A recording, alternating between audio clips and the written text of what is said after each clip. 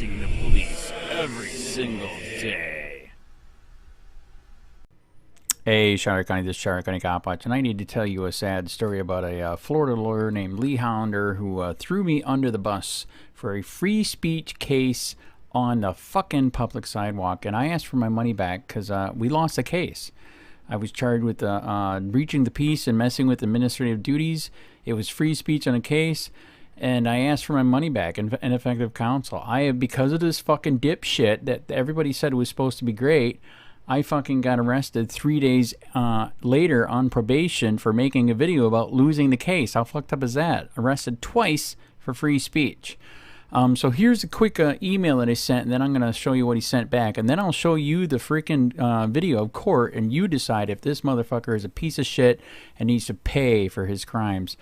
I'm asking for my money back for complete and ineffective counsel. That's his response back. So here's mine.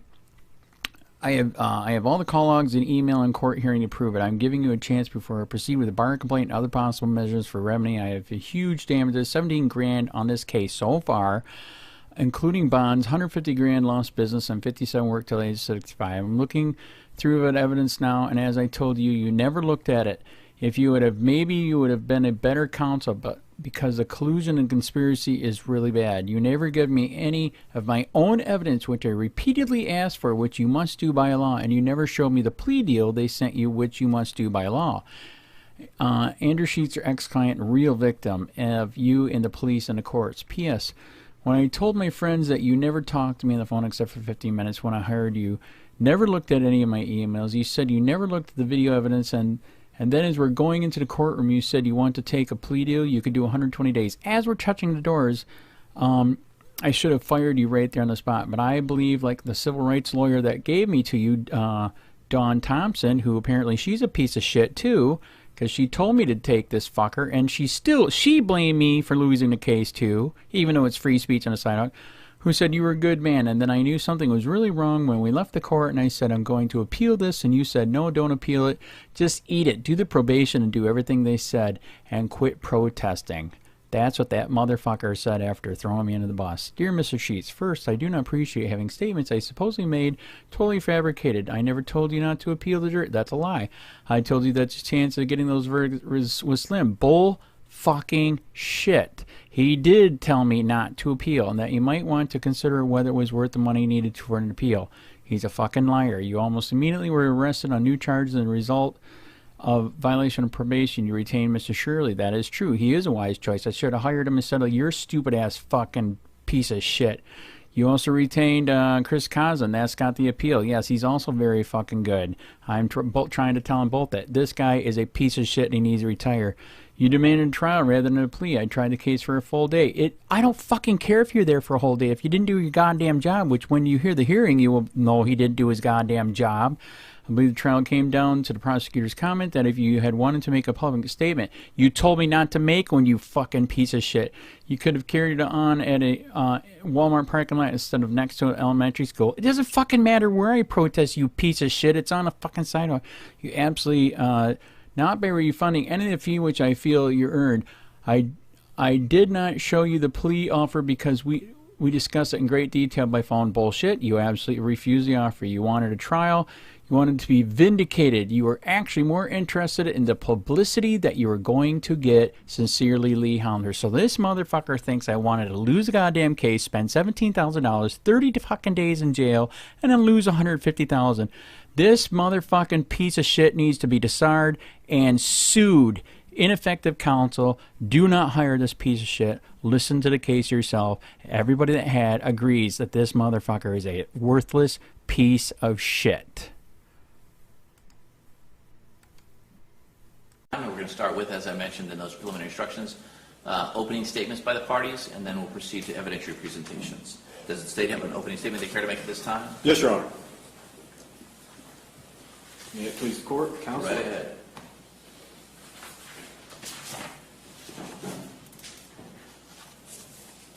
Fuck abortion. Those are the words written on the back of the defendant's shirt on July 22nd, 2021, while he stood outside the exit gates of Sally Jones Elementary School at about 8 a.m., all the while holding a placard or a sign with pictures of aborted fetuses on it, while parents dropped off their kindergarten through grade 5 students off at Sally Jones Elementary School. Along with the offensive shirt and the picture of aborted fetuses on it, the defendant would engage with parents as they tried to exit Sally Jones Elementary School.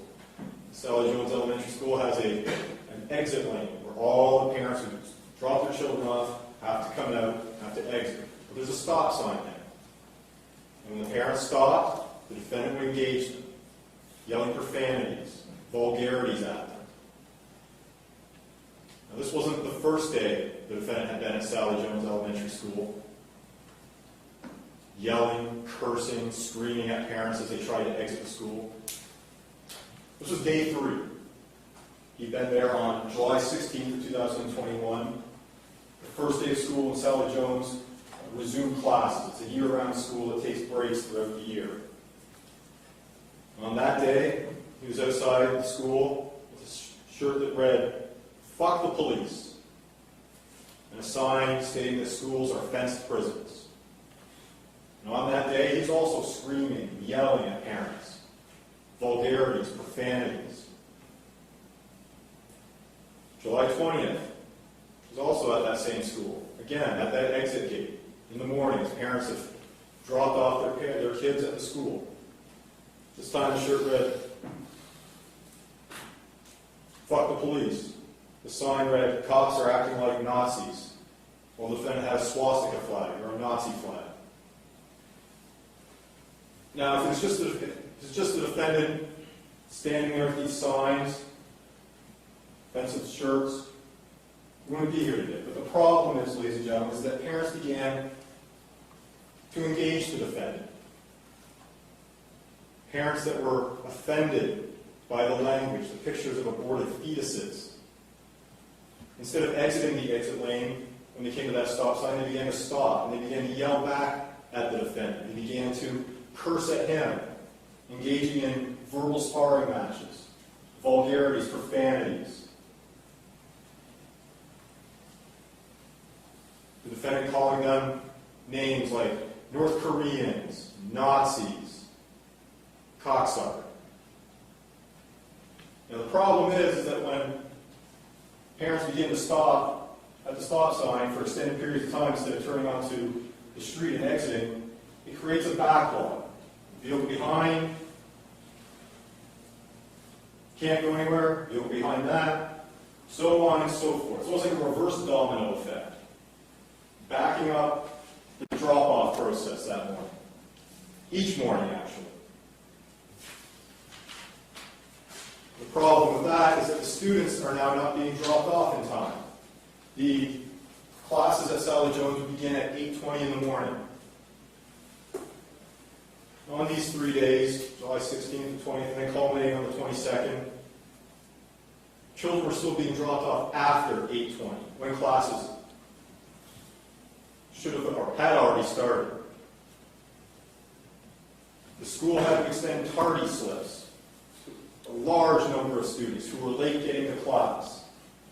The problem with this, ladies and gentlemen, is that you now have students coming in after classes have started, when a teacher is teaching his or her class. Children coming in disrupting those classes. Teaching has to stop. Children have to get into the class, get to their seats. The normal school function of Sally Jones is being disrupted, is being interfered with. The only reason why is because of the defendant. Normally, the drop-off process is quick. Parents stop for a split second, children get out, off to school they go, and by 8:20, kids are all in school. As a result of the defendant's actions, there were children, actually, not kids, children, remember, K through grade 5, coming in well after class had started. The defendant's actions also caused one parent to take actions into her own hands. Ms. Megan Wilson. She dropped her children off along with her boyfriend, Dale Qualls, on the 16th, as well as on the 20th. But on the 22nd, she did something different. After dropping her children off, she returned with a bullhorn. Large bullhorn. She proceeded to walk up to the defendant, turn on that bullhorn with a loud, wailing siren. Right in his face. In an attempt to try to drown out the vulgarities and the profanities of the defendant so that the children who were trying to get to class, who were crossing the street, wouldn't have to hear what the defendant was saying.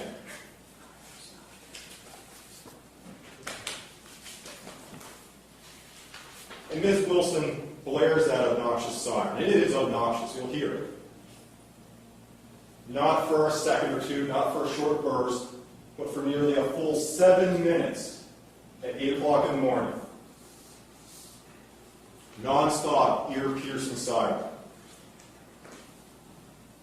Incited by the words and actions of the defendant, Ms. Wilson is now breaching the peace of all those around her. Kitty corner to the school, about 100 feet away, William Jewell lives in a house. His bedroom faces Sally Jones. Each morning, on the 16th and the 20th of July of last year, he's been woken up by the yelling and screaming, the profanities and the vulgarities. On July 22nd, he finally calls 911. He's had enough. The yelling and the screaming and the blaring of that obnoxious bullhorn having breached his peaceful sleep. So I said he calls 911 to try to make it stop. Now the Bill of Rights, which contains the First Amendment, was ratified in 1791. But speech has limits. It has limitations. And the First Amendment will not excuse the actions of the defendant, will not protect the actions of the defendant on July 22nd, nor will it exonerate him. Similar to yelling fire in a crowded theater, his speech went beyond mere free speech. Because, ladies and gentlemen, his profane, vulgar, disgusting words led to the interference and disruption of the normal school functions of Sally Jones, as well as incited Megan Wilson to breach the peace. Ladies and gentlemen, I'll be back before you at the end of this trial, asking you to find the defendant guilty as charged. Thank you. Does the defense have an opening statement they're going to make at this time? Yes, sir. Now think about what the prosecutor just told you, that somehow my client is responsible for Megan Wilson blaring a bullhorn to drown him out. That was her choice. I'm not saying that what he was doing was the smartest thing to do. But one of the things you're going to see, if you really wanted to screw with the kids, the entrance to the school is over on the other side of it. It's not where the exit is. He was getting into it with the parents. And if they had ignored him, he'd gone away. This is exactly what the First Amendment is about. It's not crying fire in a crowded theater. There was no emergency. He didn't create the emergency. The parents, they wanted to stop and argue with him. If they had just left, he'd have been standing there himself.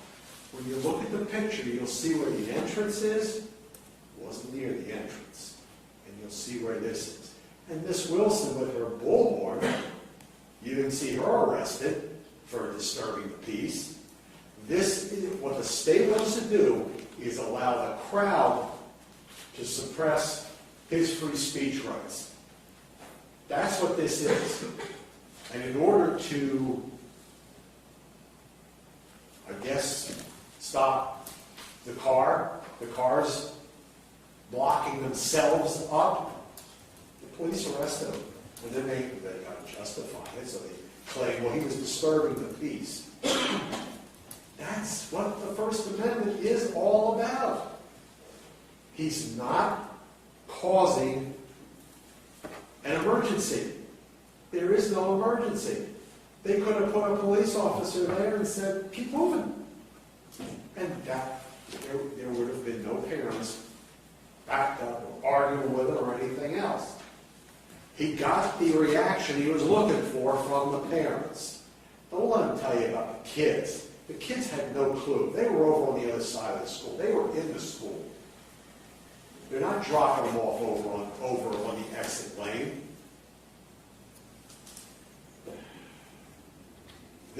The delay in getting the kids in was due to the parents, not him. When you see the full story, when you hear the testimony, you'll see what I'm talking about. And I fully expect to ask you to acquit him on both charges. Thank you. State have any witnesses they care to call at this time? Do, Your Honor. State will call William Jewell. Can I get the parties to approach, please? I'm sorry, Judge, would you call us up? Yes.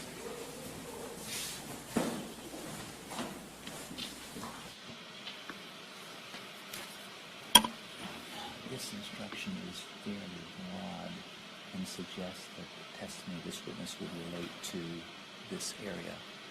It's my understanding that the witness is going to testify about the 16th, 20th, and 22nd.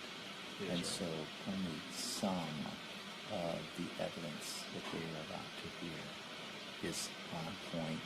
And so I would intend to modify this slightly to include that it's a reference to some of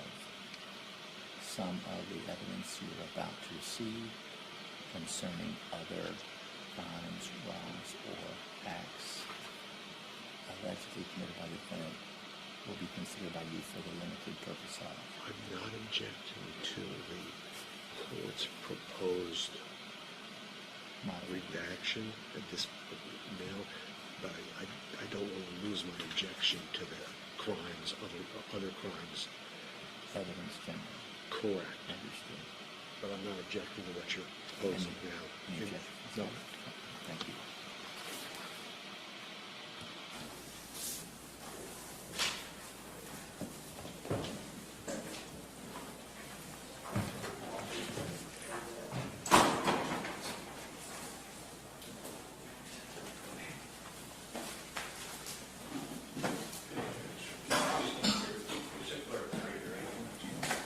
Do you solemnly swear or affirm that the testimony you're about to give in this case is the truth, the whole truth, and nothing but the truth, so help you God? I do.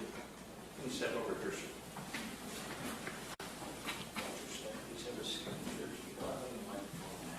Okay. Ladies and gentlemen, before this witness or any of the other witnesses testify, I would advise you that some of the evidence you're about to receive concerning other crimes, wrongs, or acts allegedly committed by the defendant will be considered by you for the limited purpose of proving motive, opportunity, intent, preparation, plan, knowledge, identity, or absence of mistake or accident. And you would consider that only as it relates to those issues. However, the defendant is not on trial for a crime, wrong, or act that is not included in the information. Thank you, Your Honor. Good afternoon, sir. Good afternoon. Would you please state your name and spell your last name? Yeah, it's William Jewell, Jewell. I'm a junior also. Junior? Back in July of 2021, where were you living? 336 East William Street?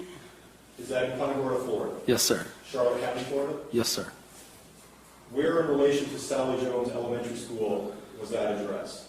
We are, so my bedroom, the house right there is about 30 yards, so 100 feet from the fence entrance on the, I don't know how you pronounce it, Naranj or? Naranja Street? Yeah. Naranja Street? Yeah, Naranja. Joint counsel, would I pre-mark the stage one for an application?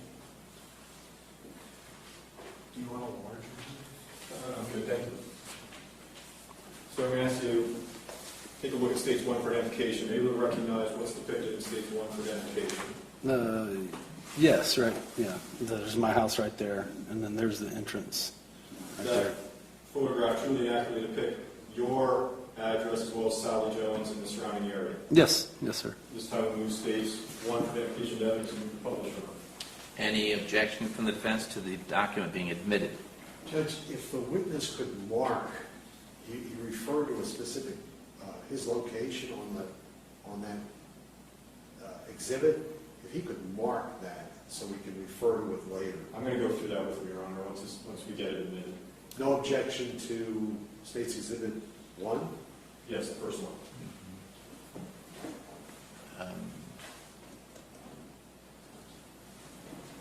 He won't be able to alter the exhibit after it's admitted.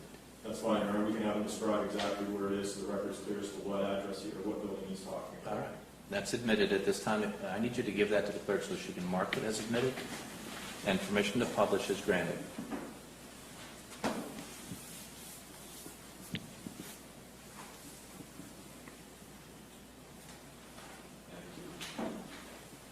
So I think you have a monitor there in front of you to your left. You also look at the big TV. Yeah. Whichever one is easier for you. Sir, looking at stage 1, can you describe for us where your address or your house was?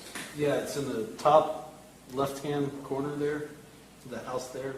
The house in the corner of East William and Narragansett Street? Yeah. What direction did your bedroom window face? It's on the, I don't know, it's street, the William, it's right on the corner. So it's, my bedroom's right on the corner. So you had a window that would face out to William Street as well as Narragansett Right, Street? yeah, both of those streets. Yes. What types of windows were they? They're Jallis, it's a 1950s duplex, so, and they still have the Jallis windows. Did your bedroom at the time have air conditioning? No, it still doesn't. Still doesn't? No. Did you sleep with the windows open? Yes. Turn your attention to July 22nd of 2021 at around 8 a.m. Did you call 911, sir? Yes. Were you at your house there on William Street in the top left corner as we described? Yes. Why did you call 911 that morning, sir? So for a couple days, there had been some things going on, and I don't, thinking back, I don't know exactly how many, but there was I think a day, and it was like, okay, well, just kind of interested, and then there was another day, and it was like, okay, then the third day, it was like, okay, now this is every morning, we can't get woken up every morning. Okay, so this third morning, sir, the day you called 911, did you hear something specifically that woke you up? There was yelling, and there was bullhorn. We'll just stop there. So on the morning of July 22nd, 2021, yelling and a sound of a bullhorn woke you up? Yeah. The bullhorn, was it making a siren type sound? Yes, I believe so. Prior to hearing all this, had you been sleeping? Yes, trying to. Yeah. Now you said that this was the third day that things have been going on. Yeah. What types of things have been going on the first 2 days? I mean, there was a protest or whatever out there, and there was people, and it was just getting the attention, and there was loud. I heard music one time. I don't know which day, but there was loud music being blasted. There was yelling. There was words. I know my wife was a little afraid of, it's getting ramped up a little bit. So. The first 2 days, did you call 911? No. It was this third day you called 911? Yeah. After you called 911, did you hear any of this yelling or screaming or bullhorns on any other day after? No, it stopped. How far, maybe I missed this, but how far from the gates here was your window, roughly? It's about, I think about 30 yards. 90 feet or so? Yeah, 100 to 150 feet, somewhere in there. The yelling and cussing, was that a male voice that you heard? Yes, I heard a male. Were you able to see the male's face? Or sorry, did you see the male who was yelling? No.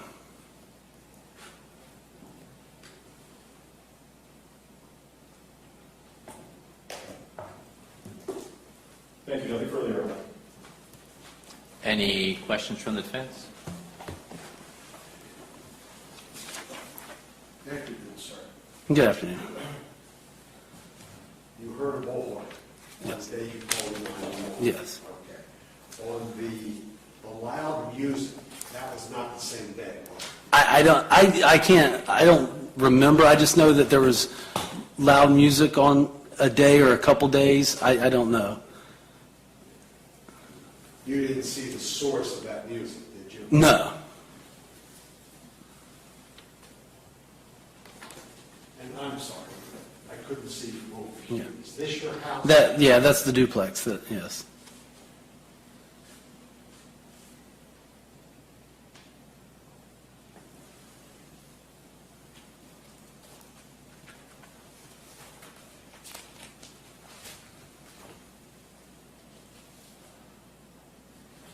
Nothing further, Judge. Any redirect? No, Your Honor. Witness is excused.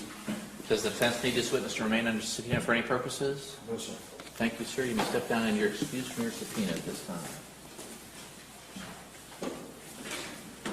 If I can get the state to give the evidence to the clerk, please. Your Honor.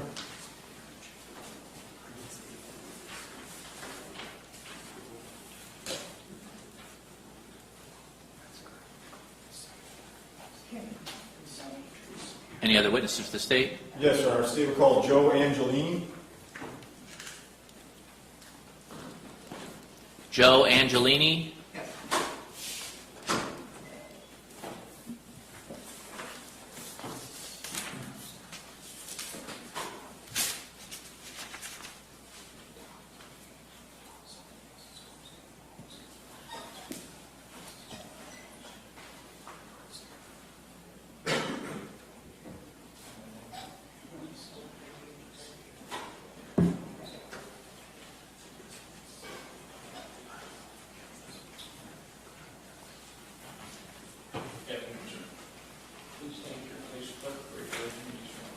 Do you solemnly swear or affirm that the testimony you're about to give in this case is the truth, the whole truth, and nothing but the truth, so help you God? Yes, ma'am.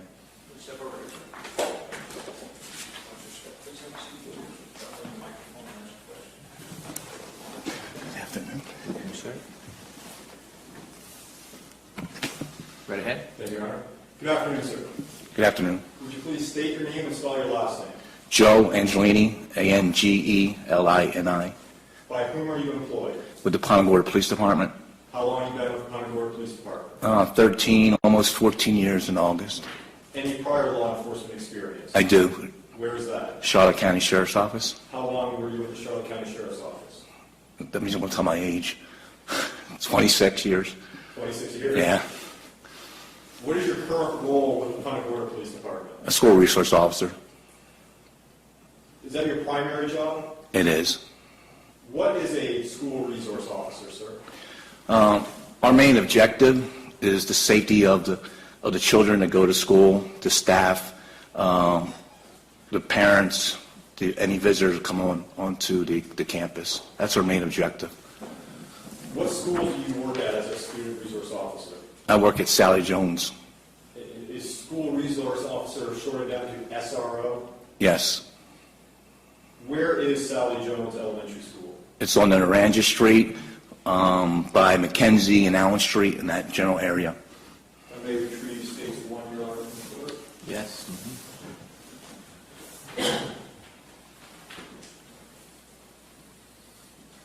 Sir, the long rectangular building there in the middle, is that Sally Jones? It is. Can you describe for us the actual physical property or the real property of Sally Jones in terms of land, fence, that type of thing? So the physical address is, I believe, 1250 on Naranja Street. Have you seen Naranja? Is that Narranja? That is correct. It's pronounced Naranja? Naranja, yes, sir. We were struggling with that with the previous witness, how to pronounce it. Does the school property also include the fence line out running parallel with Naranja? It does, yeah. Yeah. Technology's failed us. Yeah. Maybe it'll come back around.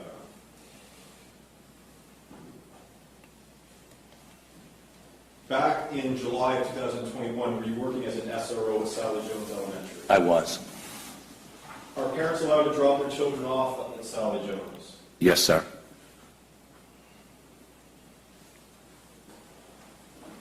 Judge, I apologize. I can't see from over You may here. feel free to relocate. I'm okay over here. Yes. Thank you.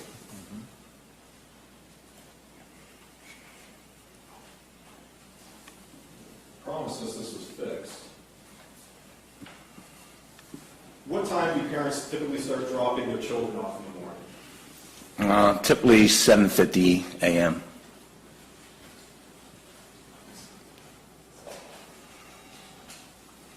Do they sometimes start earlier, like around 7:30? Objection leading. Based on the form of the question, I have to overrule the objection. You can answer the question in its form. Yes, they sometimes come in around 7:30, not just drop off, but a lot of kids also walk because they live in a neighborhood and they get there early. Now, at 7:30 in the morning, how many, you can estimate, children are being dropped off at that time? There may be just a few cars, not many, but again, I think I have more walkers at that time in the morning. When you say walkers, what street are they crossing in order to get to the school? They'll cross over Cooper Street, which is the main street. They'll cross over Naranja Street. They'll come from the Allen Street side. So they come all over the general area. Taylor Road also. The Naranja Street, is there an entrance or an exit to the school property off of Naranja? There is. Do children cross Naranja and enter through that opening to get to the school? Yes. When does the number of parents dropping their children off in the morning get to its, or start to build up? Right around 7:50 in the morning. What time does school actually start at Sally Jones? I believe it's 8:20. Is there a bell that rings at that time? There is.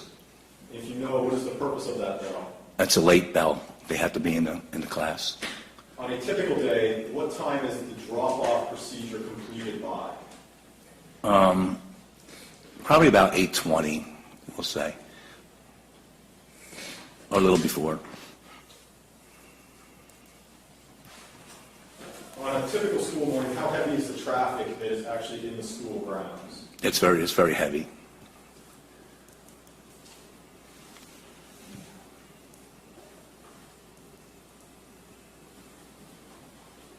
You know, if we just take a brief second while. All right. Does their thing.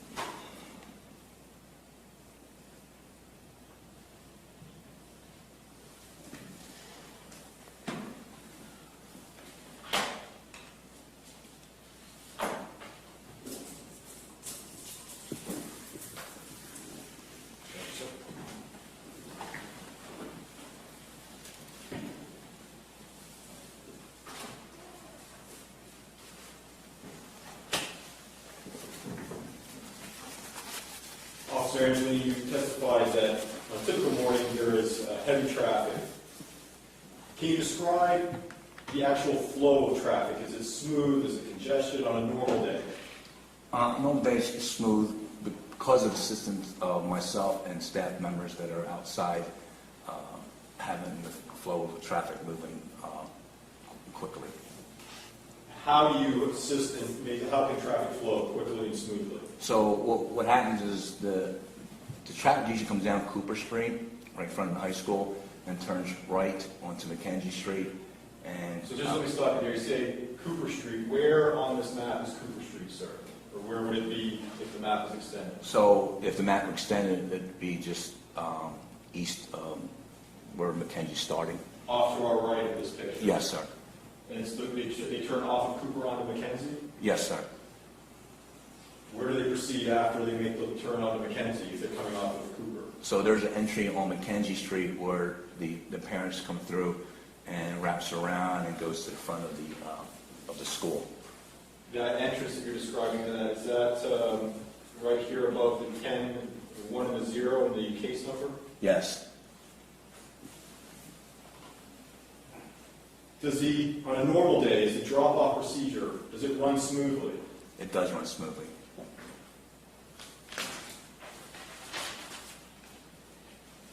The morning of July 16, 2021, sir, were you working as an SRO at Sally Jones? I was. What time did you get there? I get there at 7:30 or before. Shortly before 8 a.m., did you see a man by the name of Andrew Sheets arrive at the school? I did. Do you see Andrew Sheets here in the courtroom today, sir? Yes, he's at the desk there with the blue shirt on. May the record reflect that this identified the defendant, Your Honor. Record so reflect. Is Sally Jones Elementary in Charlotte County, Florida, sir? It is. When you first saw the defendant, where was he? He was standing on the corner of Naranja by East William Street. This corner, the intersection of the top left quadrant of the photograph? Yes. What was he doing? He was standing out there interacting with my parents and also with me, yelling at me and saying things, using curse words and stuff towards me and also parents as they exit the school. I was standing at the front of the school, allowing the traffic to flow out of the school because now remember it's the beginning of the school year, so they're, especially in the beginning of the school year, a lot of the children, parents do drop the kids off. Usually a month later on, it starts to slow down a little bit. Now, But so let me stop you there. You said that he was yelling and cursing at parents. Do you recall the specific words he was using? yeah, they're using the words Nazi and things like that. Yes. What do you mean by things like that? If you can elaborate. Using the foul language, excuse my language, using the fuck word, again, using Nazi the words. The schools are prisons and things like that. Did you hear him yelling the word cocksucker? He used those same words, yes, but not mainly towards the parents coming out of the school. And then let's focus on what he was yelling to the parents. Was he saying fuck and cocksucker to the parents? Yes. And we say yelling. Can you describe how loud his yelling was? Very loud, like hostile, very at the top of his lung, so the parents can hear him in their vehicle when they're exiting the school. You said the defendant was at the corner of East William and Naranja. Are we talking about the southwest corner here, sir? Yes. Do you recall if he was holding a sign? Yes. Do you recall what the sign said? It referred to schools being prisons. Did he have a shirt on? Yes. Was there any words on the shirt? Yes. What were those words? Fuck the police. At any point in time, did the defendant ever cross Naranja to get closer to the school? He did. He went to the opposite side to the swale. You say the swale, are we talking now on the east side of Naranja? Yeah, if you go right, east side of Naranja, and also by William Street, if you just follow William Street right across. When the defendant was yelling the obscenities and the vulgarities, were parents in the process of dropping off their children? They were, sir. After parents drop their children off at Sally Jones, where must they exit with their vehicle? There's an exit there on Naranja Street when you exit the school, and there's a stop sign right there also. That was my next question, sir. Must parents come to a stop as they come to the gates here in the exit of Sally Jones? They do, but honestly, when I was out there directing traffic, because it is very busy at the beginning of the year, school year like that, I would stop traffic on Naranja Street because as vehicles would come down Naranja, I would stop to allow the cars to flow out there quickly. So that the parents that were exiting the school wouldn't have to come to a complete stop because you're blocking traffic off on Naranja? I do, yes. Did parents stop anyways when they're exiting the school to engage the defendant? They did engage with him. When we say engage, what do you mean, sir? So he would engage. He would first start off engaging to them, and some ignored it, some kept on going, but some did not, and engaged back with them. You know, and that's what hold up my traffic. Let me stop you there. So some parents would keep on flowing through, others would stop to engage with the defendant? That's correct. When we say engage, are they just having a polite conversation such as you and I, or what are they doing? No, they're going hostile with each other. How loud are the parents? Oh, they're loud, because I can hear the parents.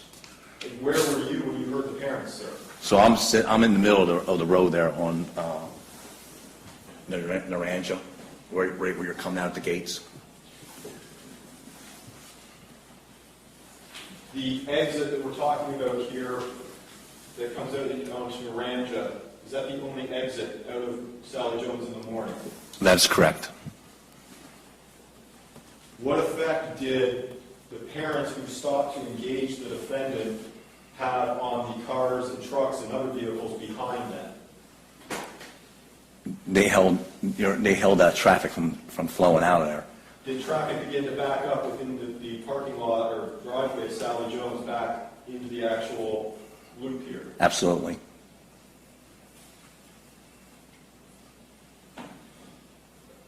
Earlier you said let me strike that. Did the traffic eventually back up out onto Mackenzie Street at the entrance over here? Yes, it goes all the way down to Mackenzie Street. Was traffic backed up down Mackenzie Street? Yes. On a typical day, does traffic back up onto Mackenzie Street? Not normally, no, because the traffic flow is pretty good. Yeah.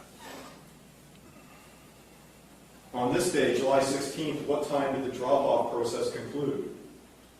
Approximately. I would say, okay, this is only approximately now. I would say somewhere around 8:45ish. On a normal day, what time does the drop-off process usually conclude? By 8:20 the latest. Yeah. Turn your attention now to July 20th, 2021. Were you working as an SRO at Sally Jones Elementary on that day? I was. What time did you arrive? 7:30 or before. When you get to Sally Jones, where do you go when you first get there?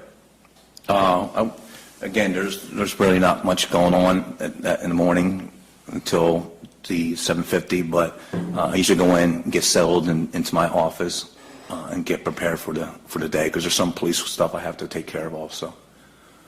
Did you see the defendant on the morning of July 20th, 2021? I did. Where did you see him, sir? Out front again. And you say out front again. Can you tell us and use this map as to where you saw the defendant? Yeah, on the same area that he was on the day before. On You that say the Thursday. same area. The day before, he started on the west side of Naranja and then moved to the east side of Naranja. So are we talking about the west or the east side on July 20th? Yeah, I'm sorry. So then on this day, then he went ahead and moved over to the east side in the swale. There's a swale there in front. You say a swale. Would that be that stretch of green between Naranja and the sidewalk here? Yeah, correct, on the east side. Yes, sir. On the east side.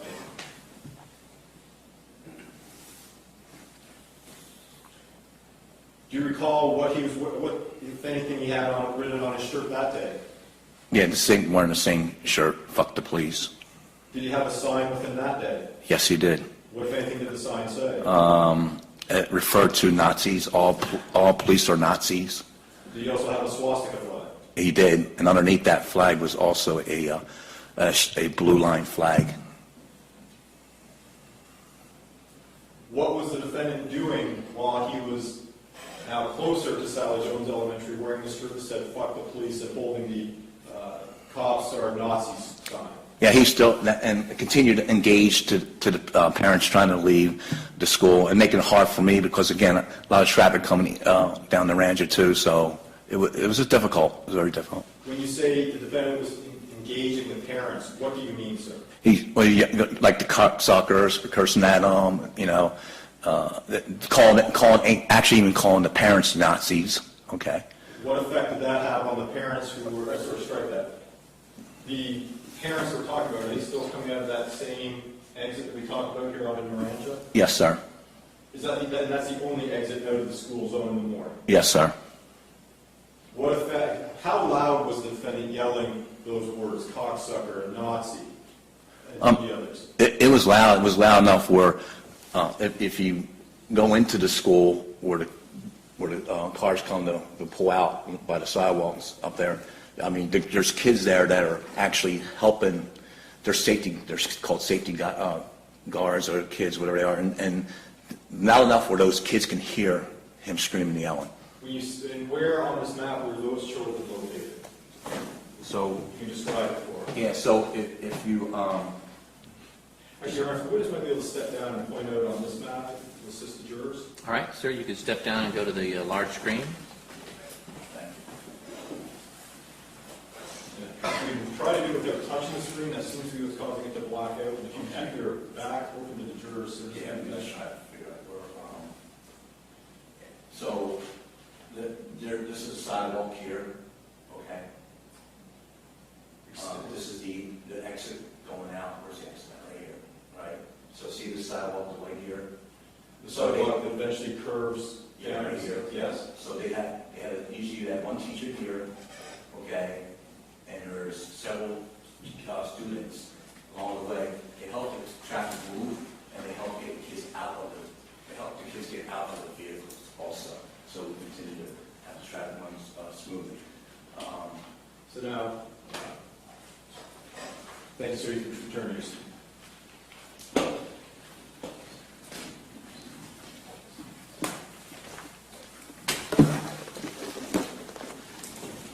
Was this about 8 a.m. in the morning, sir? Yeah, it's just. I think it was just a few minutes around 8 o'clock. Yeah. Were parents again in the process of dropping off their children at Sally Jones? Yes, and I didn't touch the screen. Someone must have looked at it. Did any of the parents engage the defendant as they were stopping to exit Sally Jones? Absolutely. And when we say engage the defendant, what do you mean, sir? Again, when he was engaging them, they were screaming, yelling at them, calling them Nazis. They would engage and they would be yelling back. They stopped their vehicles in the road there and yell back at them. And again, had you stopped traffic on both north and southbound Naranja? I do, yes. Did any of the parents stop their vehicles for a prolonged period of time at the exit to Sally Jones in order to engage the defendant? Yes.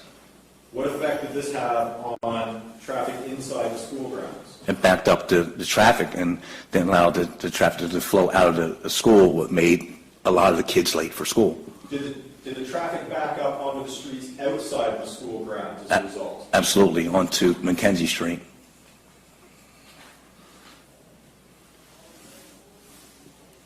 What time of day, or what time was it on July 20th, 2021 that the drop-off process was concluded?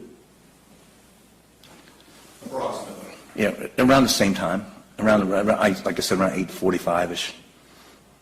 Again, on a typical day, when is the drop-off concluded? Around 8:20. What time does school actually start at Sally Jones? That late bell goes off at 8:20, so that's when the kids need to be in the classroom at 8:20.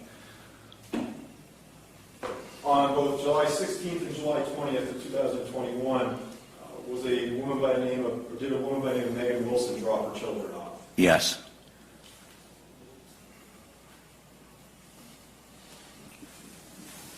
And on those days, did Megan Wilson have anything in her hand, such as a bullhorn, on the 16th and 20th?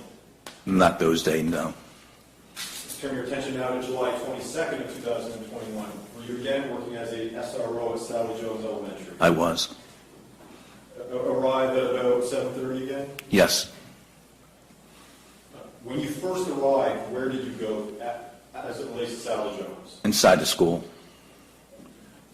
Did you stay inside the school that morning? I was finishing up a few things inside the school and was proceeding to walk out of the school when I was summoned.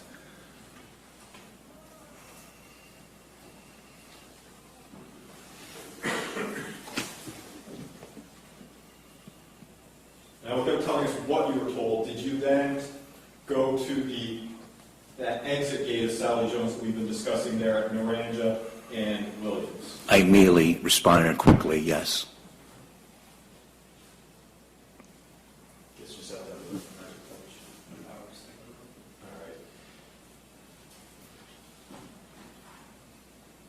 all right. On that morning, July 22nd, did you again see the defendant?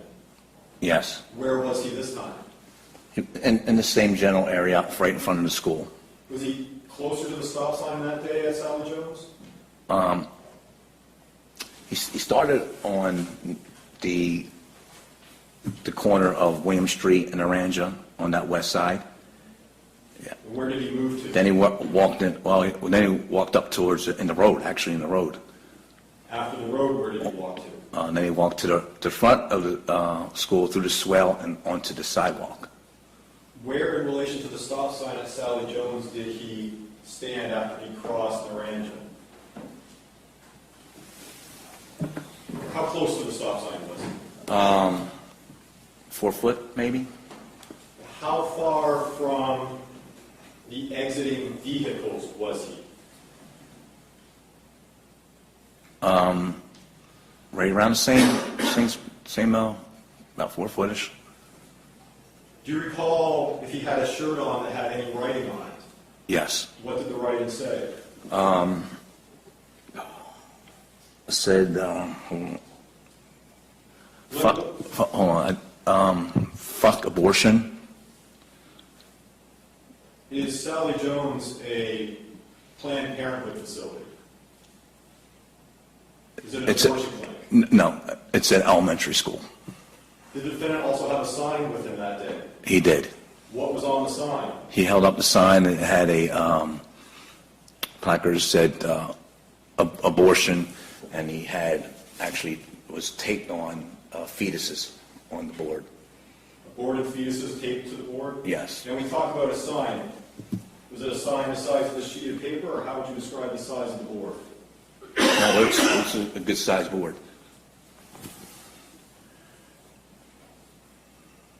Along with the shirt that said fuck abortion and the sign with the aborted fetuses, was the defendant saying anything to parents as they were exiting the school grounds at Sally Jones? The same thing like he did the 2 days before, just engage with them, cursing at them, and calling them names and so forth, and they would, some, not all of them, but many of them engaged back with him.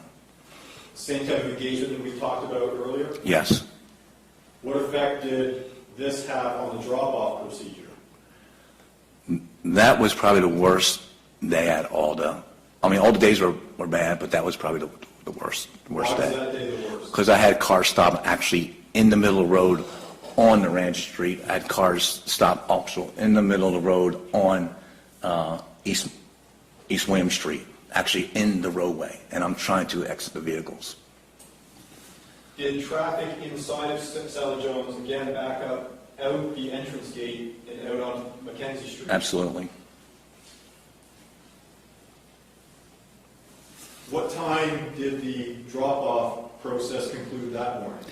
That was probably later because I ended up getting back up over there to help me and stuff because it got really bad that day. So what time roughly? The other days was 8:45. Would you say it was later than 8:45? It probably close to 8:40, 8:50, somewhere around there. At some point in time, sir, did Megan Wilson and her boyfriend Dale Qualls drop their children off at school? Yes. Did you observe Ms. Wilson return to the school after dropping her children off? Yes. When she came back, was she holding anything? Yes. What was she holding, sir? A horn. You say a horn, what type of horn? A bullhorn? A horn. Showing counsel what it marked the states 2 for education. May I approach the witness, Your Honor? Yes, you may. You said Ms. Wilson had a bullhorn. What did she do with the bullhorn after she arrived back at Sally Jones? So she had it up in the air like this because I was summoned me to go to the front. And when I exited the school, it was a loud siren going off. So I immediately quickly went to the front, and she was holding it up in the air like this. Have you had a chance to review what I've marked as states 2 for identification, sir? I did. You have a chance to watch it prior to testifying today? Yes. Did it truly and accurately capture Ms. Wilson in the bullhorn on the morning of July 22nd, 2021 at Sally Jones Elementary? Absolutely. This time the move states 2 for identification of evidence to be published on. Any objection to the defense to the admissibility of the evidence? Any objection to the admissibility? May I inquire, Judge? Yes, you may. Did you record State's Exhibit 2? No. Who did? Well, it came off, that one probably came off the body camera. What do you mean probably? It came off the body camera, Whose body camera? my body camera. Have you heard it? Have you compared it to your body camera? I watched the video, and that came off my body camera. You sure about that? Yes. No objection. You give that to the clerk, she'll mark as admitted. Permission to publish granted. The video, sir, was it subsequently posted to a website that after it was, did it somehow get onto another website at some point in time, sir? It did. But what's on here truly and accurately captures what came off of your body-worn camera. That came off my body-worn camera.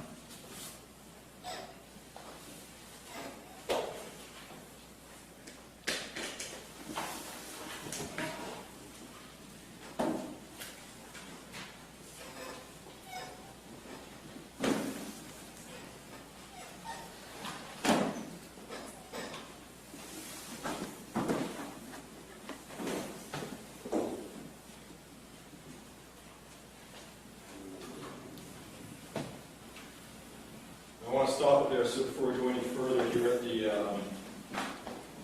3-second mark, there is a woman on the bottom right of the screen. Who is that woman? That's Megan Wilson. After she dropped her children off previously? Yes.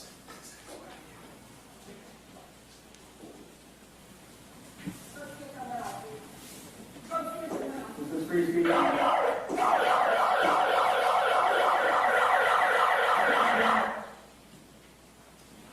mind. No, thank you.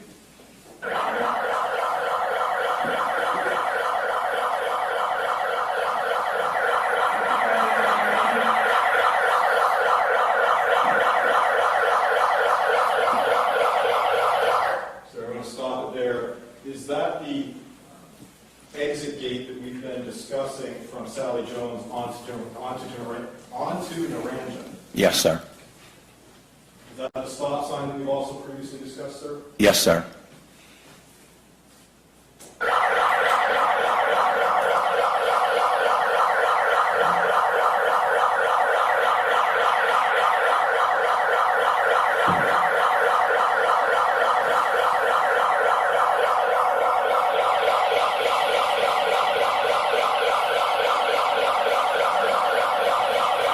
Sir, of the 3 days that we've discussed, how many days did Ms. Wilson show up with that bullhorn? Just that day. And does this loud, wailing siren go on for several minutes, sir? Yes, more than several minutes, correct.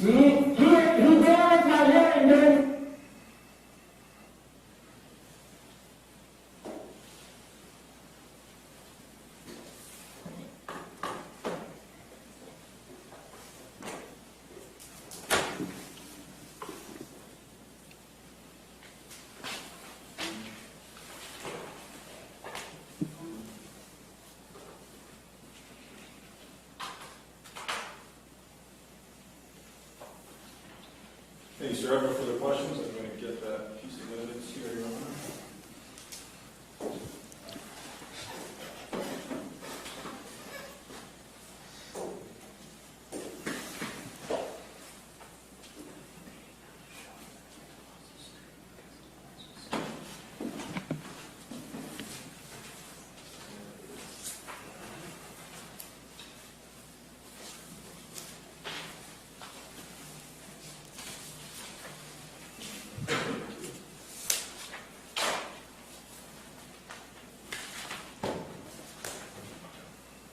Any questions of the defense for this witness?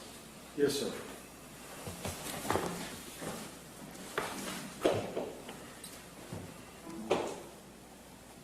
Let's go to the 16th, right? Yes, sir. Well, on any of the 3 days, Mr. Sheets, his voice was not enhanced. He didn't have a bullhorn or anything, a microphone or anything to magnify his voice, did he? Other than his voice.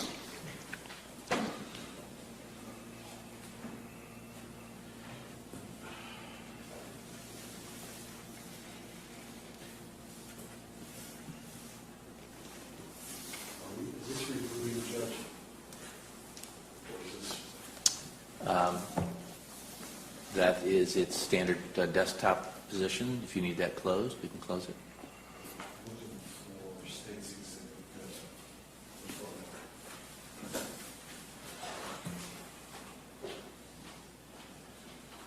I approach the witness.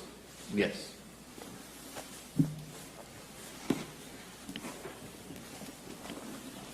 Over here is the exit, right? On the Ranges Street. Right here, sir. Okay. Yes. And where's the entrance that the cars go in? Right here, sir. Down here off of... On Mackenzie Street. Mackenzie? Mackenzie. All the way over here. Yes, sir. And then the cars go where? So they come in here, they wrap around here, and they continue to go to the front of the school. You can see there's like a circle going to Mackenzie. There's a circle, and they wrap around there because there's so many vehicles, and they come to the front. And then the cars continue down Mackenzie Street. And where do they drop the children off? So then they start dropping them off. They start dropping them off from, we let them flow to the front of the line, the sidewalk, the end of the sidewalk. And then and then we have staff members and kids, safety kids that are there, and they help. Once they stop, the car's got to be stopped first. They help the kids get out of the vehicle. The parents don't have to get out of the vehicle. And they get them safely onto the sidewalk. Thank you. You're welcome.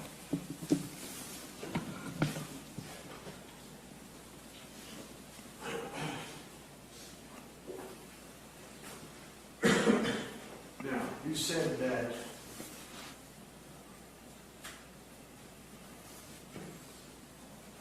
let's do the 16th first. Mr. Sheets didn't block traffic himself, did he? No.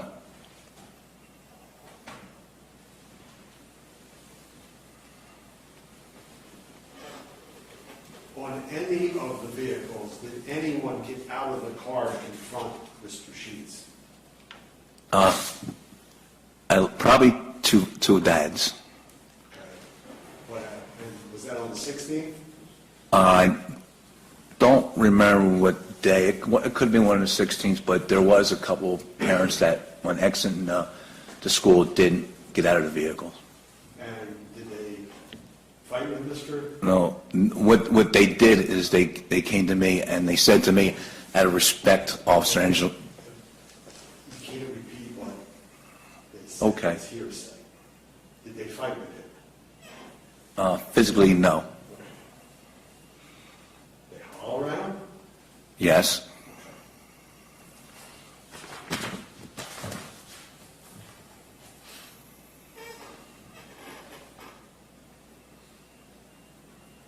On the 20th, more of the same. Did anyone, or you don't know what day those two men got out of the car? Okay.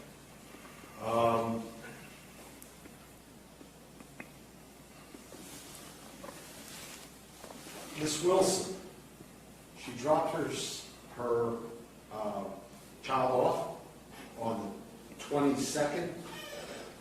Yeah, well, she had children, more than one, yes. Okay. She dropped them off. Yes, sir. Then she left. Yes, sir.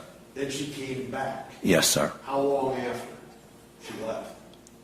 I don't know how long, but while the cars were still exiting the school. And this time she had the bullhorn. Yes, sir.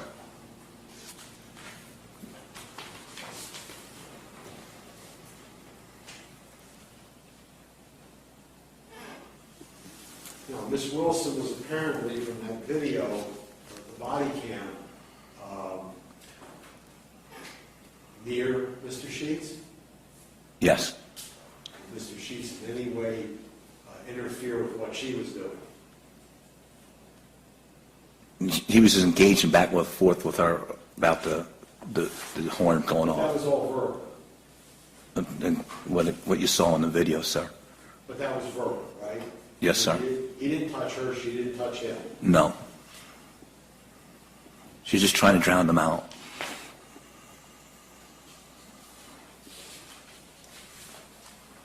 But again, on none of those 3 days did he himself physically block traffic. At one point, I think you saw in the video, he was actually in the roadway. Okay? But it was my job to make sure that he got out of the roadway. So not only for the parents' sake, but for his safety also. Did you tell him to get out of the roadway? Yeah, many times. And he complied? And he complied.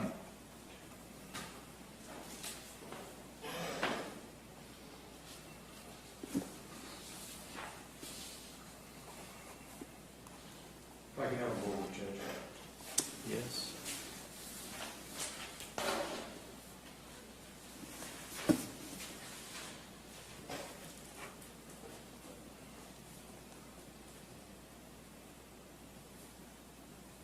Now, this,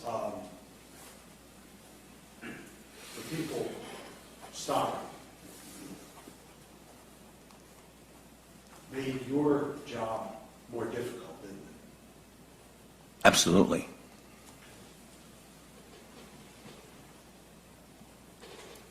Nothing further, Judge. Judge, may I have a moment? Yes, you may.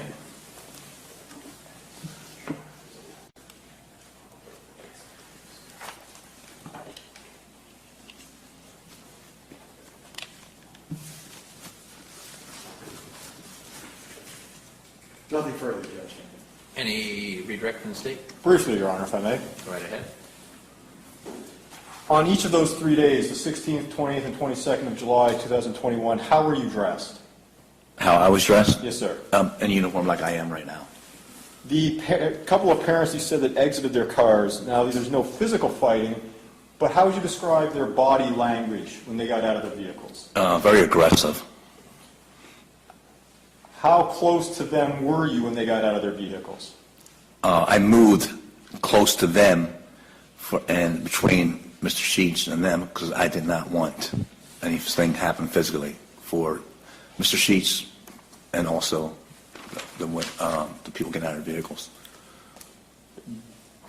But for the defendant's actions on July 22nd, would traffic have backed up into Sally Jones and out onto Mackenzie Street? No, sir. Nothing further, Your Honor. Thank you, sir. You may step down. Witness is excused. Actually, strike that, he's not. All right. You're still under subpoena, but you can step down and return outside the courtroom. Thank you. State will call Jenny Oak.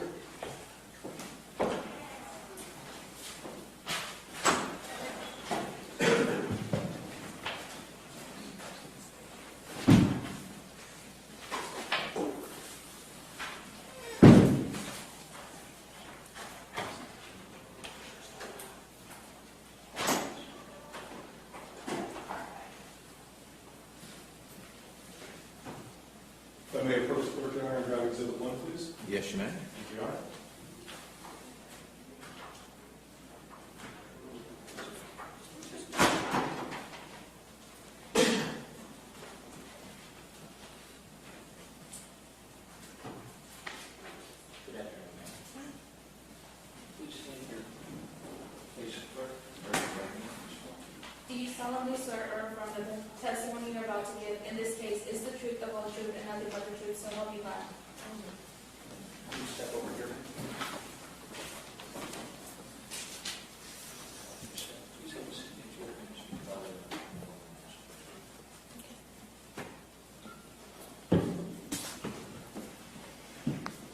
right ahead. Thank you, Your Honor.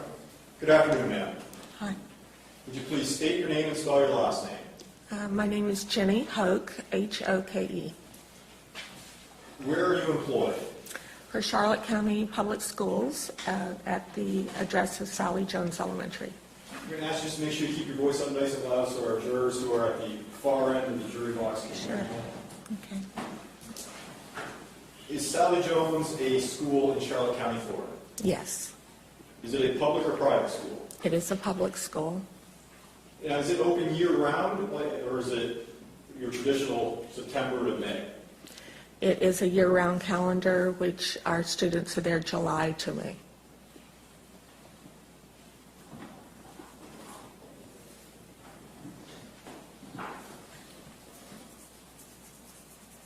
How long have you been at Sally Jones? I've been there since 2003, How long have you been with the Charlotte County School Board? since 1993. Showing you what's on the screen, it's been admitted as States 1. It's been identified as Sally Jones Elementary and the streets around it. In the mornings, do parents drop their children, or can parents drop their children off outside of their vehicles? Only if there's an event inside that they need to walk in. So if a parent wanted to drop their child off for school in the morning, where would they enter Sally Jones property from? They enter from Mackenzie Street. Which direction, from the right or from the left on Mackenzie here? They enter from the right, turn right into the school property. And this school property is at this first opening here that we see in the bottom right corner. Yes. Where do they then proceed after they've entered the Sally Jones property? They come into the property, they go left, and proceed around the building. So they make the left, and they then make a right here, Yes. and head back north? Yes. And approximately where you see the sidewalk go into a Y there, that's where the cars will stop to drop off their students. This is just the Y here, we see Yes, two sidewalks on either side, one other coming in. Where do the parents exit after they drop their children off at that Y in the sidewalks? They go straight out of the property, and there's a stop sign there at Naranja. So they have to stop at Naranja, and then they can turn right, left, or go kind of a jog to Williams.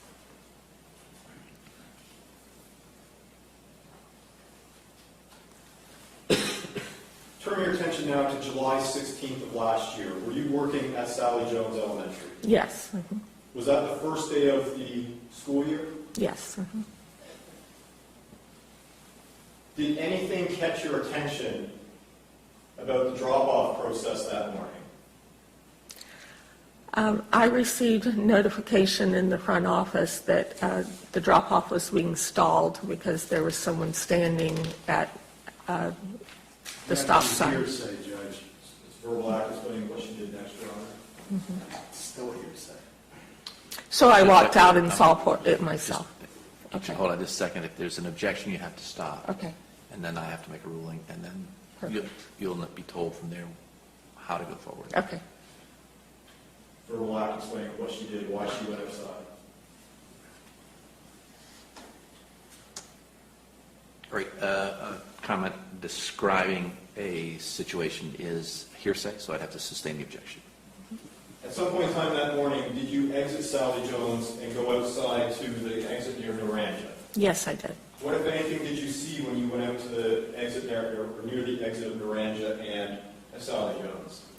I noticed there was someone standing there holding signs. I really couldn't see the individual because they were masked. They had a buff or a mask on. Did you notice anything about the sign, what was on it that day? Yes, there was an F the police that day. You say F the police, are we talking fuck the police? Yes. What, if anything, did you notice the individual doing that morning while he was holding the fuck the police sign? He was yelling obscenities out to our parents as they drove out of the driveway. You say obscenity, do you recall the specifics?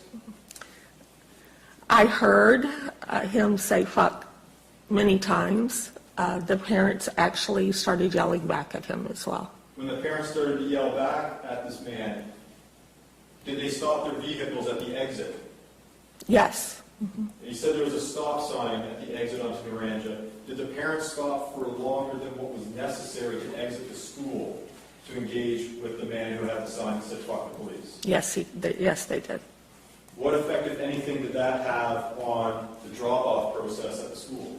Well, the students couldn't be dropped off because it backed up. It got, it just started backing up where they couldn't move. Is there just the one designated drop-off location at Sally Jones that you described earlier? Yes. What time does school typically start, or does it always start at Sally Jones? It starts at 8:20, but parents start dropping off at 8. So at 8:20, classes are actually commenced? That's when the bell rings. We talked about children being dropped off. Do some parents walk their children to Sally Jones? Yes. Anyone that lives within the walking distance can walk their students in. And on the morning of July 16th, were parents walking their children across Naranja and in through what we've been describing as the exit gate? There's a sidewalk next to the exit gate. I can see it in your photo there. It would be just to the right of where the stop sign is, and that's the sidewalk that they walk in on. What ages of children attend Sally Jones? Well, we have students that can be 4 years old, but they can be 5 by September. So in July, we do have some 4-year-olds, and it goes all the way up to 10-year-olds. 4 to 10? 4 to 10, some 11, depending on how many years they're there. All right. The children that were crossing Naranja and coming through this gate with the sidewalk that we talked about, did they necessarily, or were they walking past the man who was yelling the obscenities with the fuck the police sign? Yes.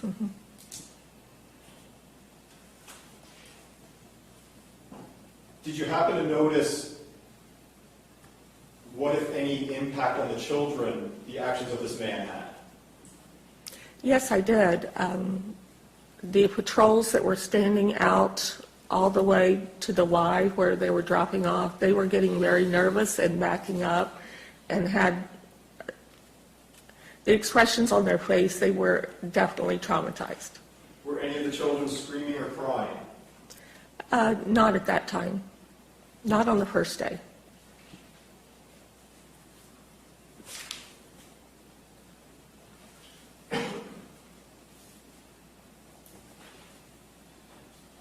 July 20th of 2021, were you working with at Sally Jones Elementary?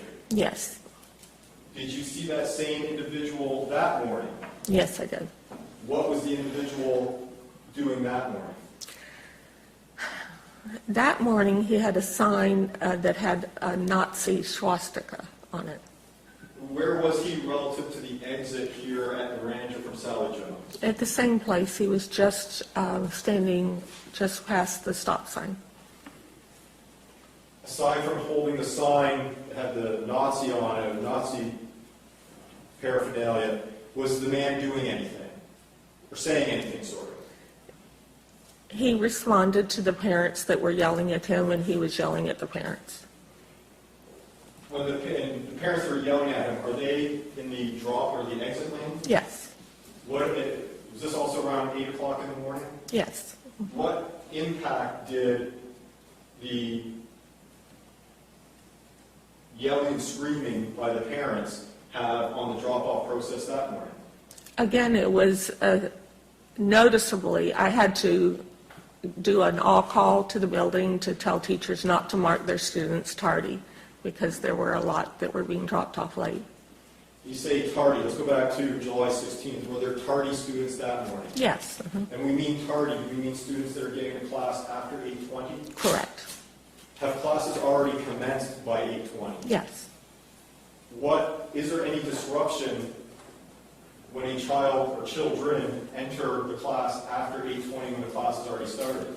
Oh, yes. I mean, the teacher's already given the initial directions. We've said the pledge. All of those things happen at the very beginning of school.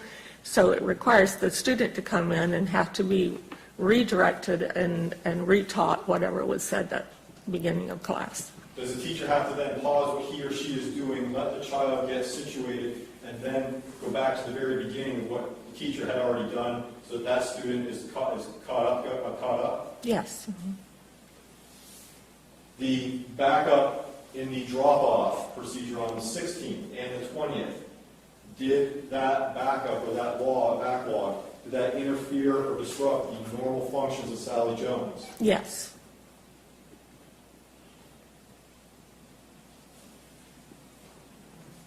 July 22nd of 2021, were you working for Sally Jones? Yes. Did you happen to again see that same male, that same individual, outside of the exit gate? Yes. What, if anything, did he have in his hands? He had a sign about abortion that day. Is Sally Jones a Planned Parenthood facility? No, it's not. Does Sally Jones teach abortion? No. Does Sally Jones school perform abortion? No. To your knowledge, are there any abortion clinics anywhere near Sally Jones' exit? Not to my knowledge. Where was the man with the abortion sign on the morning of July 22nd? In the same location. Was he saying anything? I don't recall that morning. Did you notice any yelling matches between that man and parents as they were exiting the drop-off? Yes. Mm-hmm. What effect did that have on the drop-off process again? Again, it was backed up, and it was causing, the parents were very elevated that morning, and I was receiving phone calls, which I would have to run in and take and then come back out, saying they weren't even sending their children to school, that they were... Objection, hearsay, Judge. No, I took the call. It's an objection from the attorney. Counsel for the state will respond. She's saying what she was doing. She's not saying what somebody's telling her. I don't see how that's hearsay. I believe She's she repeating indicated what she was told. that the parents are saying that they were not going to send their children to school, which is not a statement of observation, but a statement of intent, and therefore it's not hearsay, because it's not offered to prove the truth of the matter asserted. Whether or not they do what they say they're going to or not going to do is a fact that is in the future. So their claim that they're going to do one thing or another is not hearsay. So I'll overrule the objection. You can complete your answer, ma'am. You can continue now. Okay. What was the question? Let's go back to tardy students. On July 22nd, were there a number of tardy students that day? Yes. Of the 3 days, which day had the most tardy students? The 22nd. When we say tardy, what do you have to do, or what must the school do for a tardy student in terms of letting them get into class? If a student is tardy, the parent walks in with the student, and we have a kiosk where the student is signed in. So that goes into our focus system. Is that a normal function of Sally Jones Elementary? Yes. Mm-hmm. On July 22nd, did you follow that process, or did you just allow children to get to class as quickly as possible? I did. I suspended that process. So you had to suspend another normal function of Sally Jones Elementary. Mm-hmm. Is that a yes? That's a yes.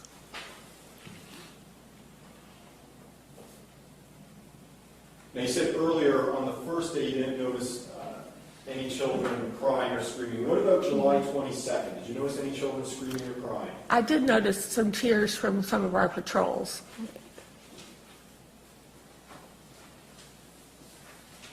Is there an individual who works at your school by the name of Joel Deswin? Yes. What is his role? He's a PE teacher at our school, and in the morning his duty is to stand outside at drop-off. He stands midway through the drop-off line, and if anyone needs to cross inside the drop-off line or walk across, he makes sure they're safely walked across. On July 16th, 20th, and 22nd, did you have to repurpose Mr. Deswin to a new or a different role? Yes, I did. I asked Mr. Desquin, I said, I'll take over your spot where you are to safely get people walking from the parking lot, but would you move to the front of the parent pickup line to really make the students feel a little more safe?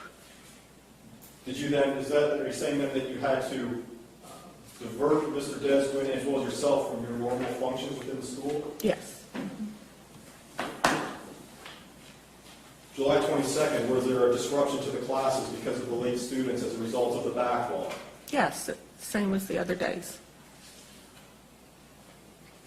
After July 22nd, were there any more instances of that individual standing outside the school, screaming the vulgarities with the signs? No. Did these school functions resume as they normally do after July 22nd? Yes, he did. Not to say you might not have a tardy student here or there, but did the number of tardy students drop? Oh, we started counting tardies again. After July 22nd, were there any noticeable backlogs of parents in the drop-off backed up out to Mackenzie Street? No, it ran smoothly again.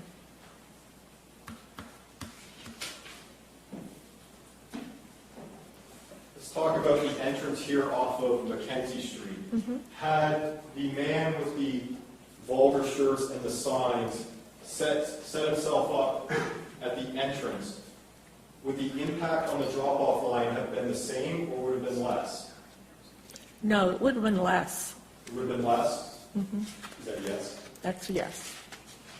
And why would the impact of the defendant's actions have been less had he set himself up at the entrance?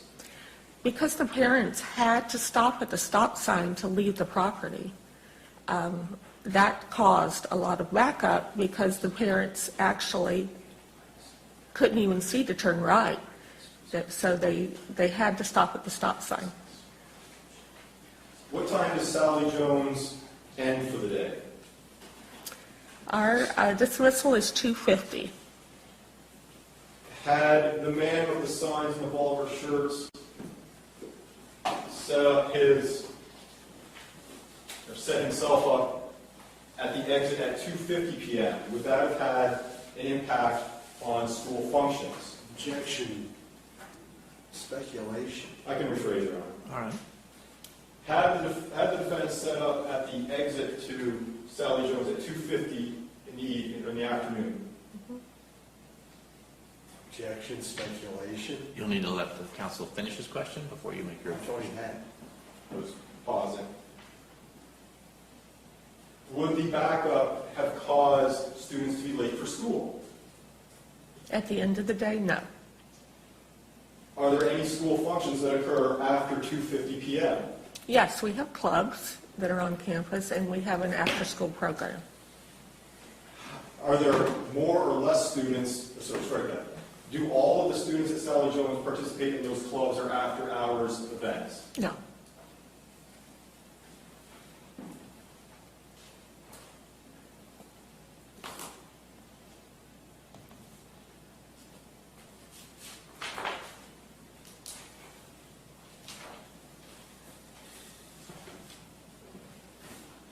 Thank you, Your Honor. Nothing further. I'll grab that piece of evidence here before I sit down. Unless counsel needs it? No.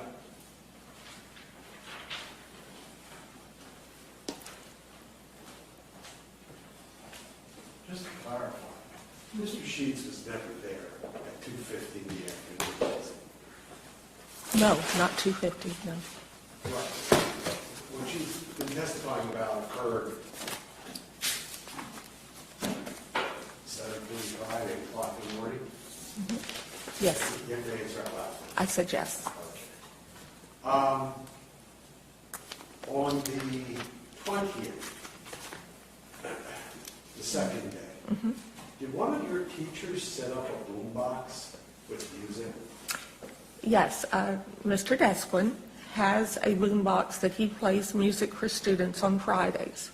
This was your PE teacher? This is the PE teacher. I asked him if he would take that out to the end of the where the students were to play some happy music, and hopefully they would not hear the words that were being yelled out. Okay. So you had him take his, what is it, a boom box?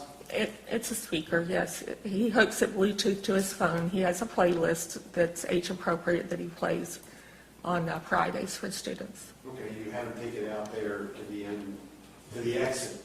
Yes. Nothing further, Judge. Can you redirect? No, Your Honor. Witness is excused. Thank you, ma'am. You may step down. Does the defense need this witness to remain under subpoena for any reason? No, sir. All right. State And would you're excused from your subpoena as well, so you're free to go, free to stay. That's entirely up to you. State would rest, Your Honor. All right. Ladies and gentlemen, at this juncture in any criminal case, the court has to consult with the parties about some issues of the presence of the jury, so we'll get a recess at this time, and we'll get you back in here as quickly as we can to address the balance of the case. Please stand as our jurors leave their tablets on their seats and exit the courtroom for a brief recess.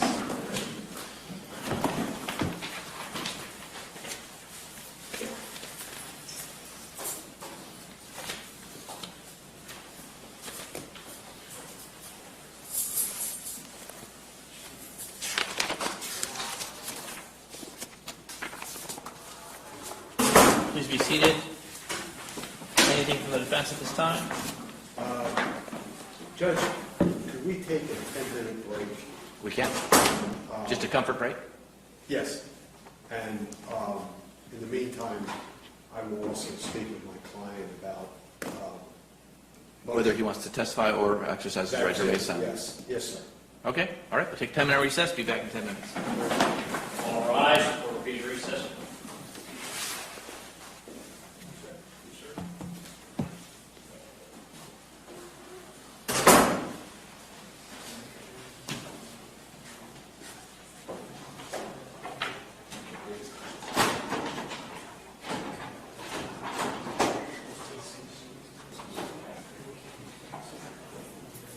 On the second day, you had the school intentionally have its PE teacher take a boom box out there to drown out my client.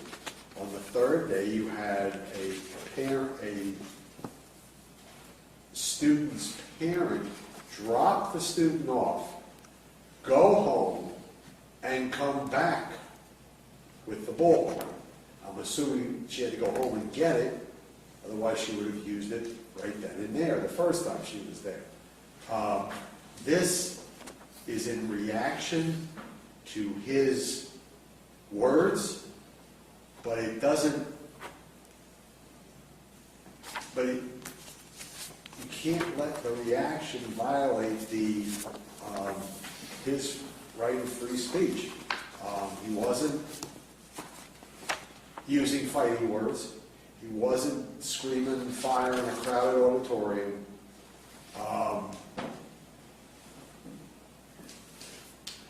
And to the extent that what he generated in terms of response, he can't be blamed for that. That was in response. So I'm asking for a judgment of acquittal on both counts. Any responsive argument from the state? Yes, Your Honor. Start with the breach of peace. I have some case law here for the parties.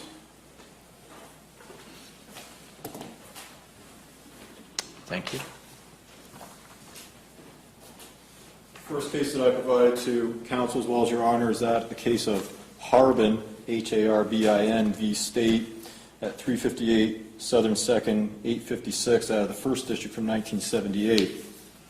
Now, counsel says that his client can't be blamed for the response. That's exactly what Harbin is going to tell us. And we look at the indented paragraph there on the bottom of page 1 on the right-hand column. And the Harbin court cites back to White v. State, the Florida Supreme Court, in which the court upheld the constitutionality of the disorderly conduct statute with the following limiting construction. They held that mere words used as a tool of communication are constantly protected. The protection fails only when 1, manner of their use, the words invade the right of others to pursue their lawful activities, or 2, by their very utterance, they inflict injury or tend to incite an immediate breach of the peace.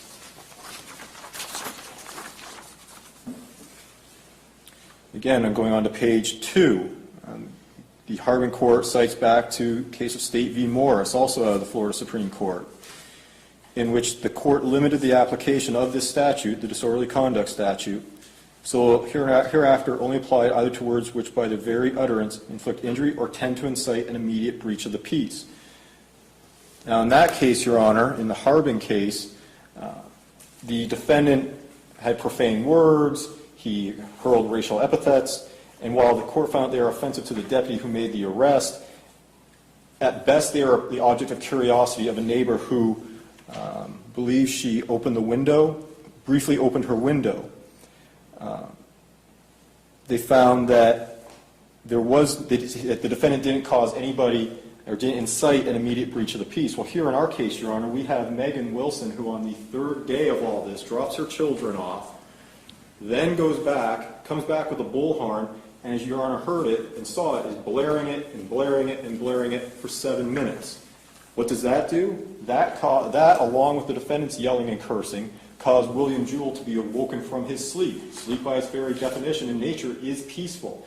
He said he was about 100 to 150 feet away from the school. His peace was breached. So the defendant's actions, by that 3rd day, Megan Wilson has had enough of it. The defendant's actions caused her to create an immediate breach of the peace, which is exactly what the court has said. That can constitute breach of peace. Also have the case of LJM, which I'll provide counsel, Your Honor. At 541 Southern 2nd, 1321. And here you have 2 Tallahassee Police Department officers standing out the side of the street talking to a group of people. Defendant approaches, addressed certain remarks to one of the officers concerning an earlier arrest. Appellant's statements were said to be loud and rude. Everybody watching him as he yelled at the officer. The officer tried to ignore him by saying, "I will see you in court." Appellant then shouted in a loud voice to Officer Goldridge, "Man, you pussy-ass motherfucker." At that point, he was arrested for disorderly conduct. Circuit Court held appellant's words and conduct constitute a violation of the statute.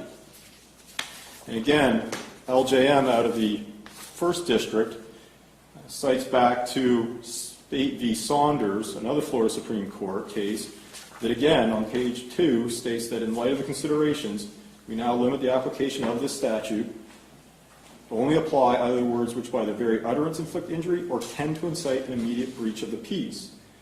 And the court, in this case, the 1st District held that the defendant's words alone, "You pussy-ass motherfucker," was sufficient for a breach of the peace because they tended to incite an immediate breach of the peace and were fighting words within the meaning ascribed in the statute, as stated in Saunders.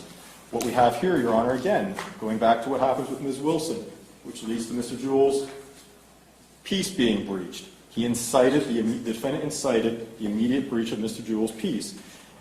Now, if calling an officer a pussy-ass motherfucker, nothing more is sufficient for breach of peace, then certainly what the defendant did, where it did lead to an immediate response, of air horn blaring at how many decibels, certainly that too is a breach of the peace. Also have Fields v. State at 24 Southern 3rd, 646. Now here, the 3rd District notes that the mere fact that people come outside or stop to watch what is going on is insufficient to support a conviction for disorderly conduct. The court noted that there must be some evidence that the crowd is actually responding to the defendant's words in some way that threatens to breach the peace. Megan Wilson responded to the defendant's words and actions from July 16th, July 20th, and July 22nd. And what did she do? She breached William Jewell's peace. So counsel's claim that the defendant can't be blamed for the response flies in the face of the established case law. So on the breach of peace, Your Honor, I would argue that the judgment of acquittal argument must fail. There wasn't much argument as to the disruption of school function, but the testimony that we heard was that the school, on those 3 days, the drop-off process was negatively impacted, traffic backed up, Usually the process is completed by 8:20. It's being completed by 8:45 on each of those 3 days. Cars are backed up onto Mackenzie. Students are being tardy. Students are having to be brought into class after class has started. The classes are being disrupted. Classes are being interfered with. Those are normal school functions. They were disrupted. They were interfered with. And lo and behold, after July 22nd, there's no more instances of the defendant being at the school. School functions resume as normal. They resume their normal tardy procedure of having to document and log it into the system, as Ms. Hoke said. So for those reasons, Your Honor, I'd argue that we have presented enough evidence to withstand this judgment of acquittal challenge. Defense motion, any final argument on the motion? No, I've already made the argument, Judge. All right, give me just a moment.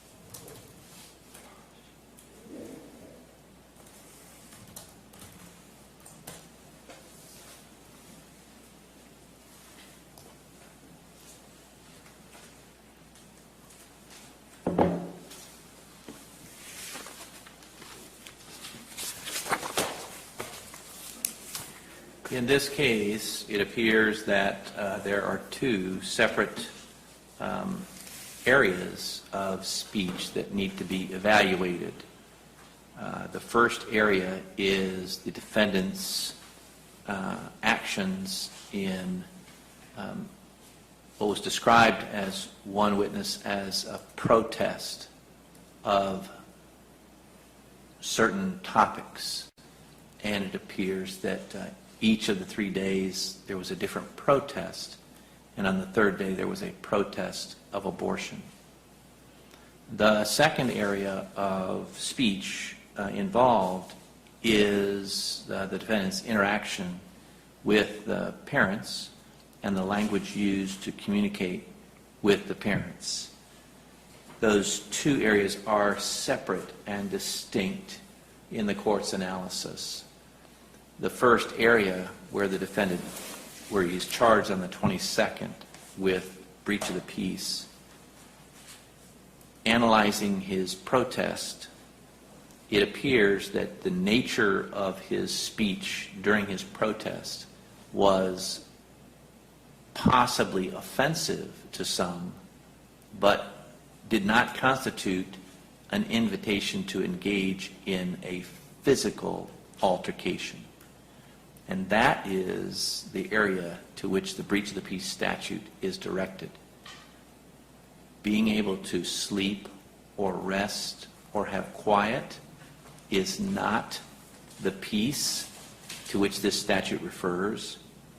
And a research of the history of the concept of breach of peace, taking us back to Blackstone, would indicate that the areas of peace have to do with personal, physical safety. And so the defendant's protest on the 22nd of abortion was not an invitation directly to engage in a fight. However, under the case cited by the state,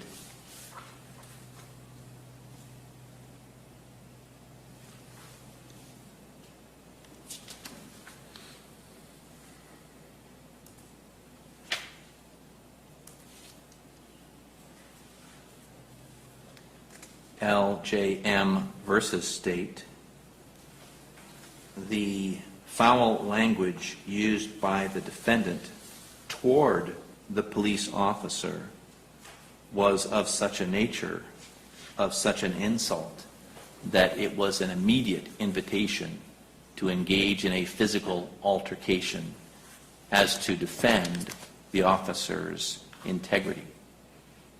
This is why using certain words toward other people, historically, an example would be the N word to an African American is an immediate invitation to engage in a physical altercation to defend one's integrity. That invitation to engage in a physical altercation is the invitation to breach the peace, and it is that invitation that constitutes the breach of the peace. And so whether or not the words that the defendant was using toward the parents were so offensive as to invite them to engage in a physical altercation to defend their integrity is a jury question. They're going to have to decide, was that something that would so offend these people? This court cannot decide that it was not, and that would be what I would have to decide at this juncture in order to grant a directed verdict or a judgment of acquittal or to dismiss the case. Having found that I cannot grant a directed verdict on the breach of the peace if the defendant's conduct in engaging with the parents and the foul language and offensive language directed toward them was sufficient to constitute a breach of the peace, then his conduct, engaging in criminal conduct at the edge of the school property, is what would have caused the disruption in the school functions. And so it hinges on whether or not the jury finds that his speech directed toward the parents personally and on an individual basis of a vulgar nature would be sufficient to invite them to defend their personal integrity and engage in a physical altercation. That's a jury question as to breach of the peace, which makes it also a jury question as to the disruption of school functions. If it was not, then it could not be a disruption of school function. If it was, then it could be a disruption of school function. Those are all jury questions. So I wouldn't be able to grant a judgment or a directed verdict at this point in these proceedings as a matter of law. So I have to deny the motion. Has your client decided whether or not he's going to testify in these proceedings? He's going to decline, Judge. All right. Mr. Sheets, in order to make our record complete, I do need to make sure that that was in fact your decision and that you fully appreciate the significance of that decision. To make sure that the record is complete, I'll need to ask you some questions under oath. Would you please raise your right hand? Do you solemnly swear the statement you're about to make will be the truth, the whole truth, and nothing but the truth, so help you God? Yes. What is your full name? Andrew Sheets. Now, sir, I indicated earlier you have the right to testify in this case, and you have the right to remain silent. Those are conflicting rights. You'd have to select one. Your attorney has indicated that you're going to exercise your constitutional right to remain silent. Is that your decision? Correct. You understand that you do have the two separate rights. Is that correct? Correct. Do you believe that you've had sufficient time to discuss your decision with your attorney? Correct. If a person decides to testify in a case, then they will get to take the stand, they'll be placed under oath, and their attorney can ask them questions, and the answers to their questions, to those questions, can be considered by the jury. However, they would also be subject to cross-examination by the state, and their answers to questions from the state would also be able to be considered by the jury. That is the process for taking the witness stand and being subject to questions by your attorney and cross-examination. Do you understand that process? Correct. And do you understand that if you did give answers, whatever you said would be able to be considered by the jury? Correct. Has anyone made you any promise with regard to the outcome of this case if you don't take the stand? No. Has anyone threatened you to force you to not take the stand against your will? No. Have you taken any medication or anything recently that would affect your ability to analyze or think at this time? No. If you do not take the stand, I will instruct the jury that you are exercising your constitutional right and that they are not to draw any negative inferences from that decision. Do you understand that? Yes. Knowing that all that information that I've just reviewed and what you've discussed with your attorney, do you believe that it's going to be in your best interest to not take the stand in these proceedings? Correct. Do you believe that you're making that decision freely and voluntarily? Correct. Then I'll make a finding that you are knowingly, freely, and voluntarily deciding not to testify in the case, and we'll proceed from there. Thank you, sir. All right, this would take us then to closing arguments, final jury instructions, and then deliberation. We need to resolve the issue with regard to the final jury instructions. The defense has requested a supplemental reading of the protected speech.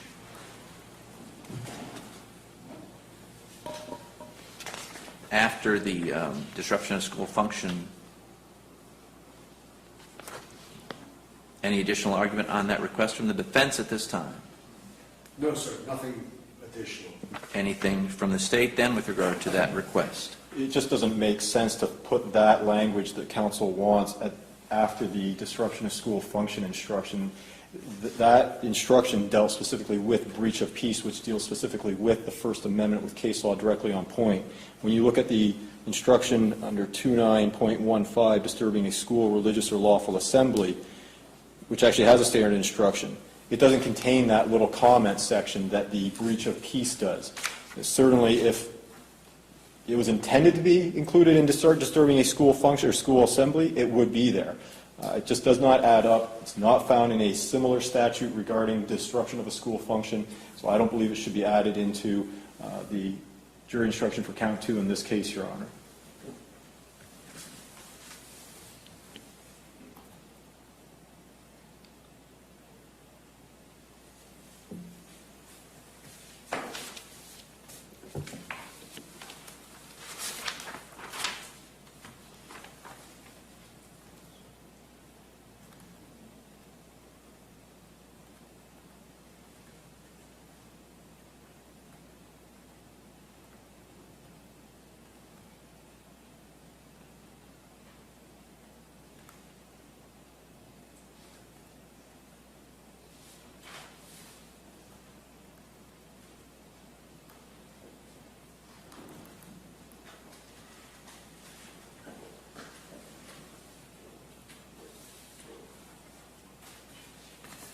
Great. At this time, the court is prepared to read this special instruction provided by the defense. After reading the instructions on breach of the peace and disruption of the school function, and not reading it as a portion of the breach of the peace instruction.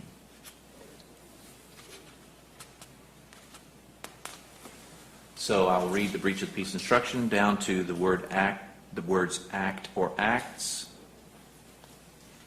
and then read the disruption function of school function down to the words in this state, and then read the jury instruction regarding the use of words as disorderly conduct. However, the court will read it as follows. Verbal conduct is protected by the First Amendment. Mere words cannot amount to a crime unless they are fighting words. And that would be the modification that I would make so that it would apply to both counts.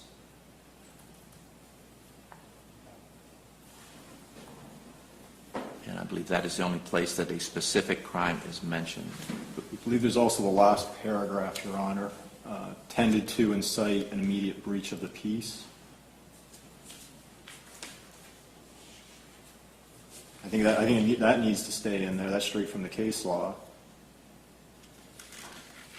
I'm sorry. Are you talking about the state's form of the instruction then?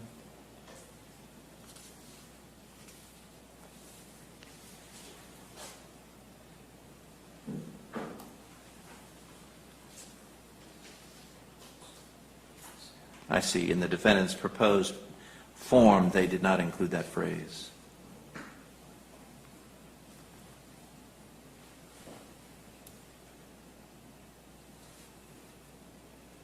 I guess we could say to incite an immediate breach of the peace or crime, which would then mirror what Your Honor has in the first paragraph of that special instruction.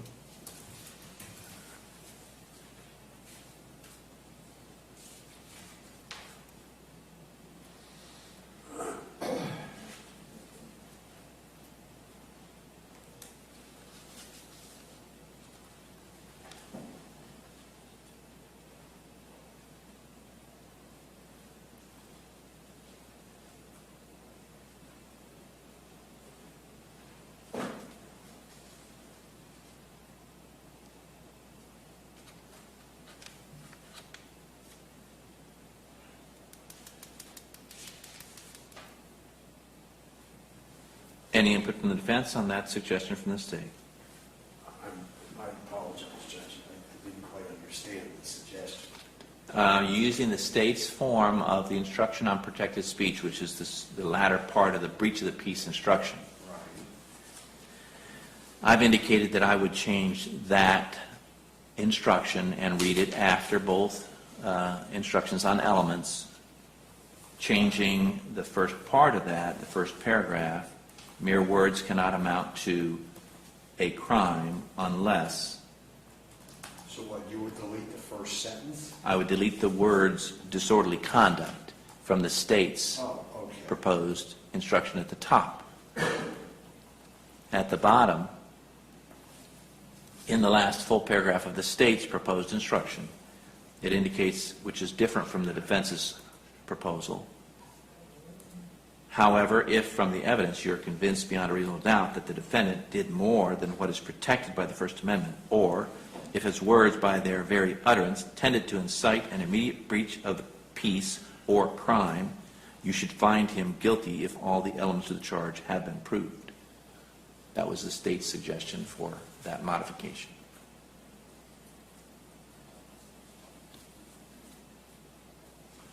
No objection. All right.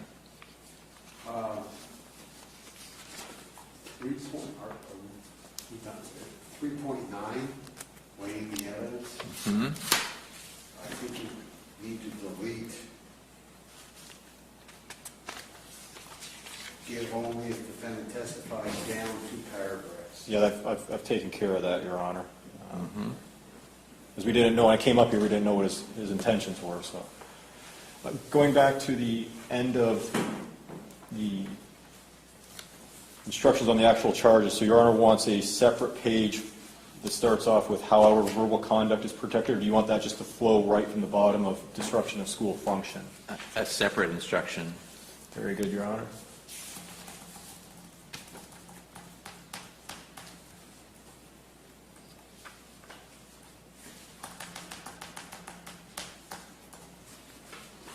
And you don't need to include the however, since that sounds like it's a flow from something else specifically, and it's actually going to flow for both counts.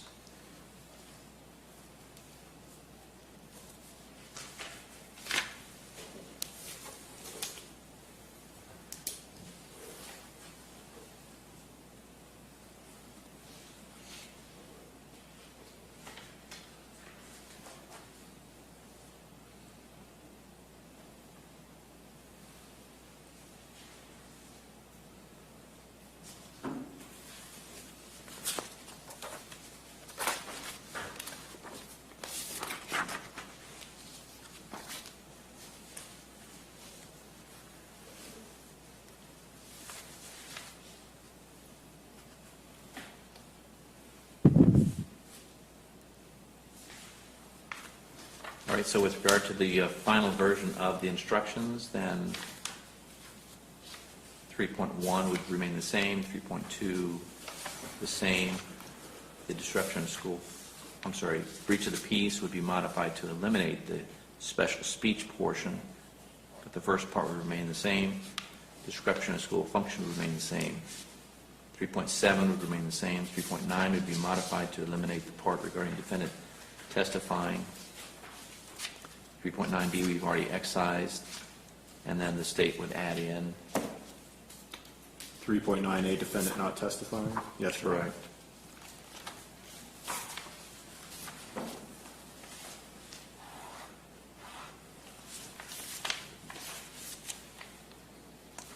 Then we would include the special instruction after disruption of school function, then go to 3.7.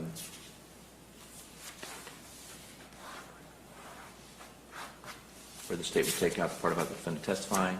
3.9a would stay in, defendant not testifying. Rules of deliberation would remain unchanged. 3.11 would remain unchanged.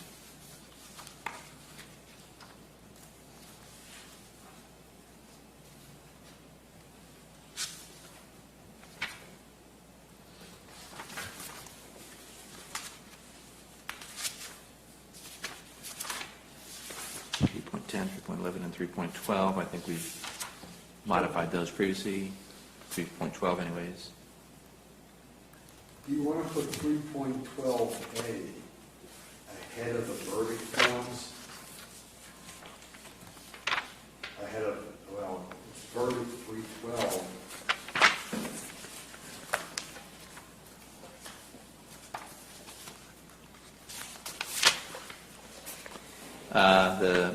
The proposed instructions don't suggest that, and I've used it in the order in which it's currently suggested by the state, and it communicates clearly.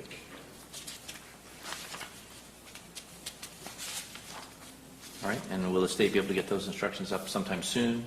Yes, Your Honor. I'm going to email them to Ms. Burns here, who's going to take care of that for us. If you email me a copy, I can use the email copy to read to the jury. We just need the paper copies to send back with them after closing arguments. Yes, Your Honor. I sent off a copy. What is the email you'd like to use? PBAL Yes. at ca.cjis20.org.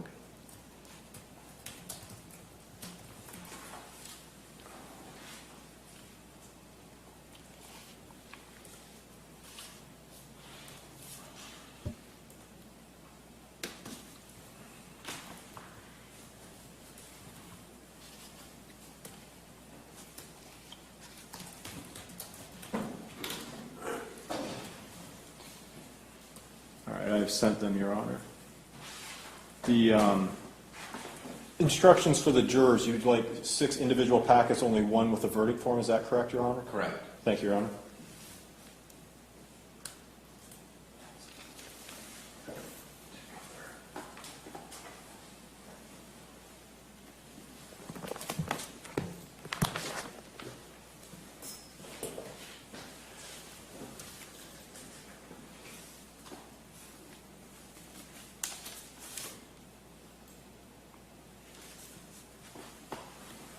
State ready to proceed to closing argument? Yes, Your Honor.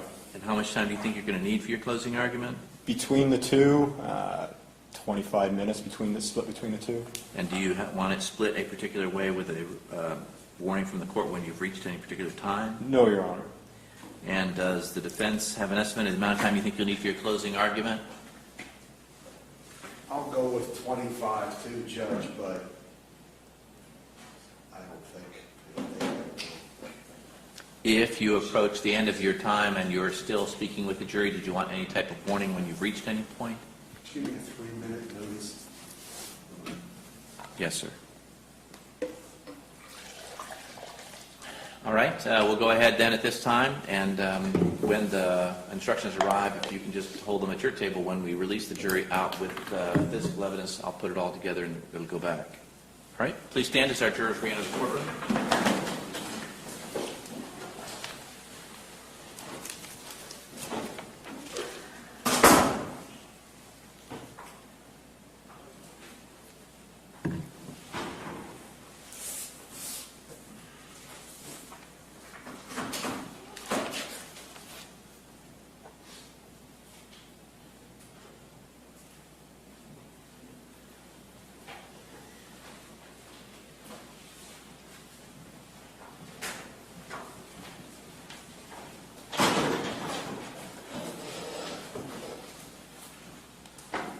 Please be seated.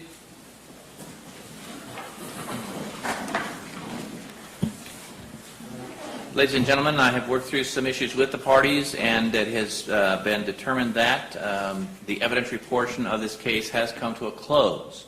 So all the evidence that you're going to be given in this case has been given to you, and we're going to proceed to allow the parties to make their final arguments. As I mentioned in those preliminary instructions, this is one of the opportunities that they have to address the case. After that, I'll give you your instructions on the law that apply to the case, and then you'll retire to deliberate. Now, I would tell you 2 things about closing arguments, and the first one has actually 2 parts to it. The first thing I would tell you is that what the attorneys say is not evidence.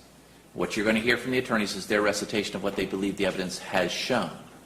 If you hear something different from what you recall, please don't assume that the attorney is trying to deceive you or mislead you. Different people have different recollections of what occurs even in a courtroom, even in this closed time frame setting. Also, you would rely on your own recollection. You are the fact finder, so whatever you recall the evidence to be, that would be what you rely on.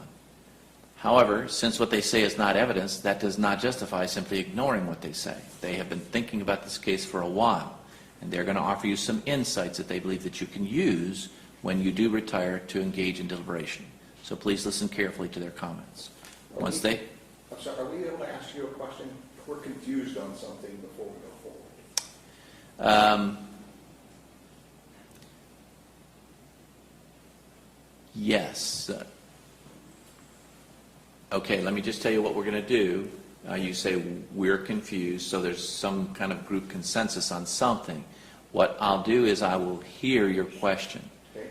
I may have to discuss it in a bench conference with the parties, and then I'll give you a response, so I won't simply respond immediately. Can you approach from the moment? Yes, you can. I'm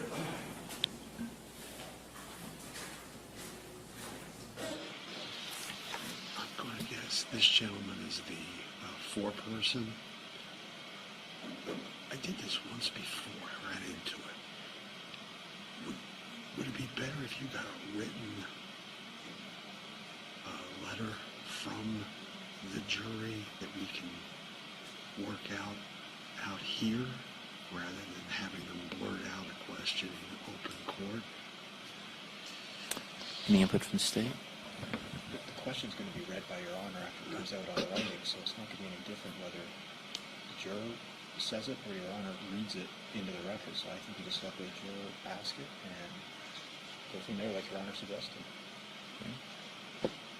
I just made a suggestion, that's all. All right, I appreciate the suggestion. And it may very well be that their question gets answered in closing argument by you all, but I'm going to let them, for the sake, since they brought it up, go ahead and recite the question, and you'll get a chance to address it here at the bench. Okay, but you may then want to clarify the question for some reason, depending on how it's phrased. Sure. All right. I'll hear it at this time. And if I can get you to, you need to give your name for the record, just so the record's clear. So I'm Rodney Lovell. All right. We haven't discussed any of the evidence or anything, but there was one question that I had, and I asked when we went back in this room. Your original statement when you were giving us the initial instructions was 2 crimes. We don't know what those crimes are. Are we not supposed to know what they are right now? So we've heard this evidence and we've heard this, right? But we don't, it's hard to put together in our minds right now. Maybe we'll understand it, but that's kind of, we're all confused. Okay. All right. Can I get the parties to approach then on that question?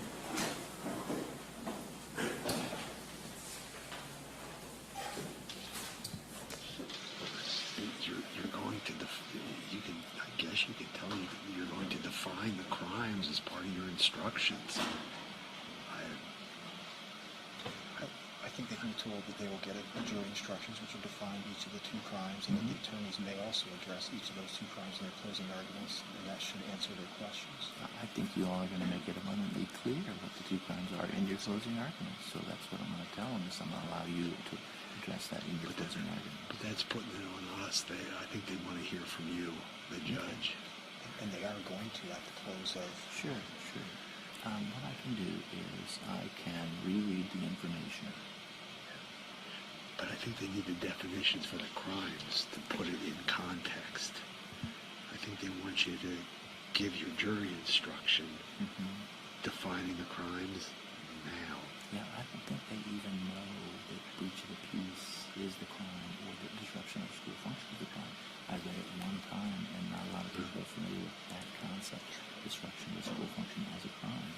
So I think, for clarification's sake, I'm just going to review what I already told them. So repetition should help impress this fact upon their minds. And then I'll let you all do it again in your closing statements. Because you're going to want to review those facts and elements yourself, I assume. Absolutely. Okay. All right. Just be careful that you stay within the bounds of the law with regard to your argument, the facts that are applicable to the law in this case. Yes, sir. As I explained that during the motion for judgment of acquittal. Yes, sir. Okay? All right. Very good. Thank you.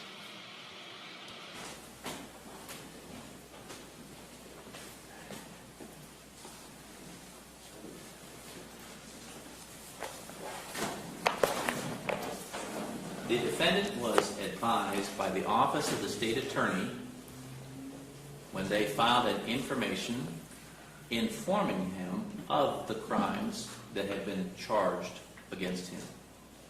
The crimes are breach of peace and disruption of school function. Breach of peace was, as I read to our entire venire, an allegation that on or about July 22nd, 2021, in Charlotte County, Florida, Andrew Sheets did unlawfully commit such acts as are of a nature to corrupt public morals or outrage the sense of public decency or affect the peace and quiet of persons who may witness them or to engage in brawling or fighting or such conduct as to constitute a breach of the peace or disorderly conduct. And on or about July 22nd, did knowingly and unlawfully disrupt or interfere with the lawful administration or functions of an educational institution, school board, or activity on school property.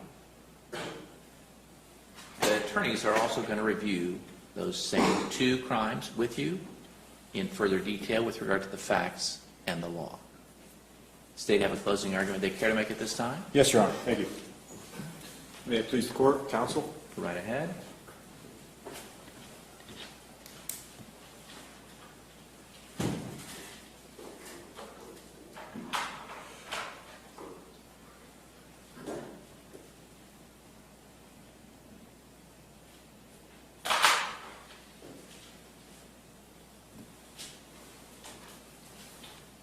We started this trial earlier this morning. The defendant had a presumption of innocence. That presumption no longer exists. And it no longer exists because the state has proved beyond a reasonable doubt of both of these two crimes here today. Those two crimes, ladies and gentlemen, count one, breach of peace, and count two, or charge two, disruption of a school function. Now, each of these two crimes have an element that the state has proven beyond a reasonable doubt. Let's start with breach of peace. If Andrew Sheets committed an act or acts that are of a nature that corrupted public morals, outraged the sense of public decency, or affected the peace and quiet of persons who witnessed the act or acts. Let's talk about how the defendant committed acts that outraged public decency. Well, first of all, the content on July 22nd wasn't age or location appropriate. Protesting abortion, a shirt that says "fuck abortion" and aborted fetuses on a placard outside of an elementary school, children, was it 4 to 10 years old. That's not appropriate. Sally Jones isn't, as we said, a Planned Parenthood, a hospital that performs an abortion, doctor's office that performs abortion, or an abortion clinic. Pictures of aborted fetuses being displayed to 4 to 10-year-olds? Where's the decency in that? Yelling and screaming obscenities at parents who were justifiably outraged. Screaming fuck, calling them Nazis, and every other vulgarity that the defendant spewed at those parents who were outraged by the defendant's actions. Again, we talked about aborted fetuses, really aborted fetuses at an elementary school.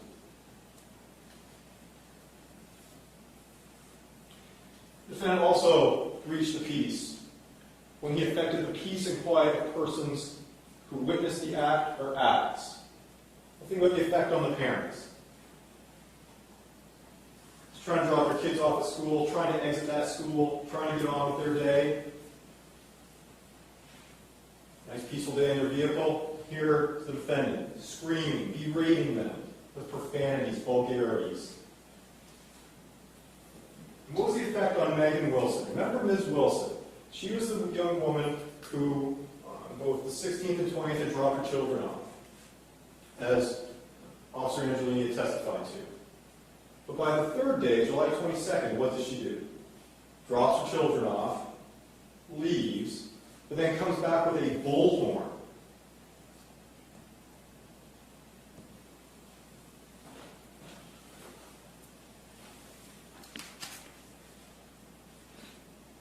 That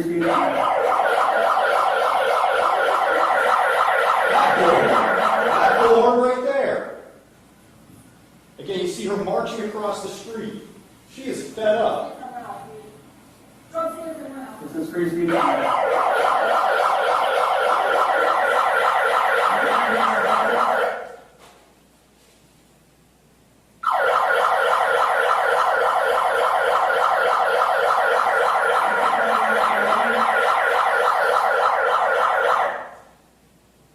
It was so loud.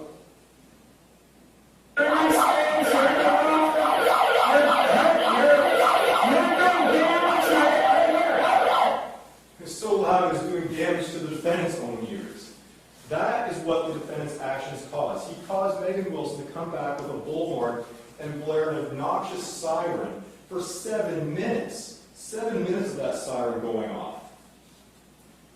What did that have? What effect did that have? Remember Mr. William Jewell, the first witness this morning, trying to sleep in his house there at the corner of Williams and Naranja.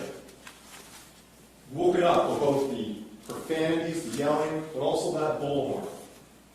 His peaceful sleep was breached as a direct result of the defendant's actions. Now you'll see in the jury instructions, maybe thinking, well, and counsel alluded to this in his opening that, well, it was Ms. Wilson who was causing the problem.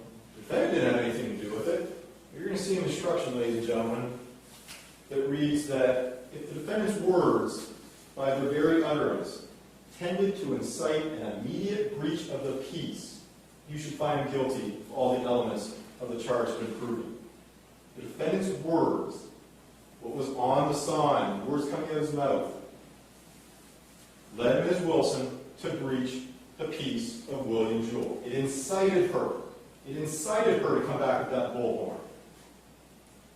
So it's still a breach of the peace, even if the defendant caused somebody else, in this case Ms. Wilson, to come back with that bullhorn. Remember Officer Angelini. We'll get to that with the disruption. Officer Angelini testified that there were two individuals, two parents, who actually got out of their vehicles, who appeared enraged and were starting to approach the defendant's location. And what did Officer Angelini do? He put himself between the defendant and those two parents. Why? He wanted to protect the defendant, to prevent some sort of physical altercation. That is how the defendant also breached the peace. He's causing parents to want to fight him, to want to go after him and physically confront him. So we've proven breach of peace? Yes, the state has proven breach of peace beyond a reasonable doubt. Talk about disruption of a school function. Let's take a look at the underlined, bolded, and italicized portion. Whether or not he disrupted or interfered with the lawful administration or functions of any educational institution. I think it goes without saying, Sally Jones is an educational institution within the state of Florida. Classes starting on time. That is a lawful function of Sally Jones. Those classes were supposed to start at 8:20 every day. Children were still being dropped off at 8:45, 25 minutes after classes had started. And what did that cause? It caused tardy students, students that ordinarily would have had to been logged into the system, but instead Ms. Hope just got them in as quickly as she could. And what did that do? Now the teacher had to stop, let those kids come in, sit down in their seats, and then restart what he or she had already taught the kids who managed to somehow get there on time. That's a disruption of a school function. And why were those children tardy? Because of the defendant's actions. School started, the first day of school was the 16th. There were tardy students on the 16th because of the backlog. There were tardy students on the 20th because of the drop-off backlog. And on the 22nd. Officer Angelini testified that ordinarily it's a smooth process. Parents drop it off, boom, boom, boom, it runs like a well-oiled machine. Everybody's in by 8:20. But not on those 3 days, and especially not on the 22nd. Officer Angelini testified that was the worst of the days. Even Ms. Hope testified to that, with the screaming children, the crying children. That backlog created was created solely by the defendant. Because remember, Ms. Hope testified that after the 22nd, remember that, after the 22nd, the defendant was never at the school again. And there wasn't a drop-off backlog ever again either. There was the usual number of target students, a limited number that she could go back to that special system where they bring the parent in and they log them in, and it's that whole process that she described. The only day that she had to abort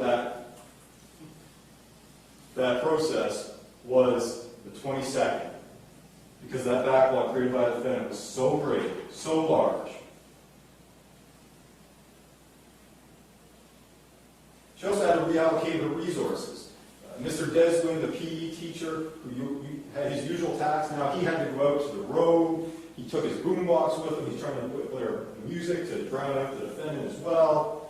Ms. Hope now had to reallocate herself to do what Mr. Deswin did. Those are the lawful administration and functions of the school being disrupted and interfered with. How do we know that it was knowing and unlawfully? Think about his location. Right? He sets up at the only spot where the parents have to come to a stop, the only spot where there's a stop sign. Asked Ms. Hope, what if the defendant had set up down here at the entrance off of Mackenzie?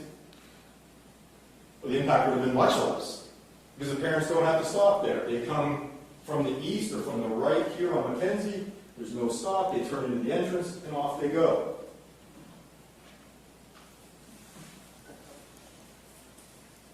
He picks the one spot where parents have to come to a stop, where parents have to acknowledge him. It's going to create its greatest backlog. It's the only exit out of that school. And he moved closer each day. Remember the testimony of Officer Angelini. July 16th, crossed the road, crossed Naranja. By the 20th, into the swale. And then finally, by July 22nd, right up by the stop sign. Message wasn't getting across. He knew exactly what he was doing. He wanted that backlog. He wanted those altercations with those parents. He wanted to have those engagements. He wanted the back and forth. In his time of day, again, we asked Ms. Hope, had the defendant set up shop with his abortion sign and his profane shirt at 2:50 when school's letting out, school's over at that point. No impact on the school, or a lesser impact, I would argue to you, ladies and gentlemen. Why is it that he's there in the morning at the drop-off and not in the evening? Or even in the afternoon? Why not go there at noon? Why not go there at noon, stand across the road with the horribly disgusting aborted fetuses and scream and yell all you want?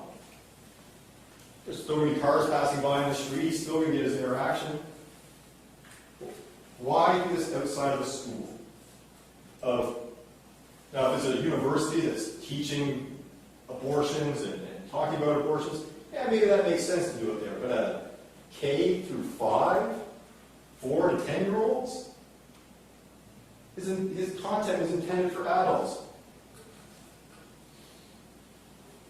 Be surprised if there are any 6-year-olds that would be willing to engage anybody in a conversation about abortion. How many 6-year-olds do you think really understand what an abortion is? So why not go to Walmart? Why not set up shop outside of a Walmart? Plenty of people go past, come in and out of Walmart. It's probably the only business right now that's actually making money given the economy. It's open from 6 a.m. to 10 p.m. Get all the attention he wanted. Have all the engagements he wanted. Have all the yelling that he wanted. Why pick an elementary school? Why pick that school? Why pick a school in general? He knew exactly what he was doing. He knew exactly what he wanted, and that was to disrupt the school. That was to throw a wrench into that drop-off process.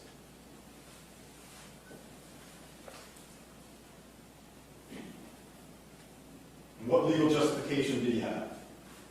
All right, what legal justification did he have to disrupt the school function? wasn't preventing anything. There was no legal justification to disrupt or interfere with the school functions of Sally Jones. Ladies and gentlemen, I ask you that you can consider all of the evidence. The only verdict you can come to is that of guilty as to both charges.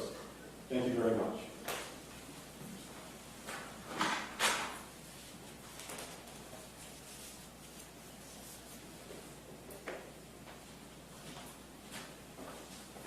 Counsel ready to proceed for the defense? Yes, sir. Go right ahead. Now think about what the prosecutor just said when he suggested that Mr. Sheets has set up at the entrance on whatever that road was, McKenzie.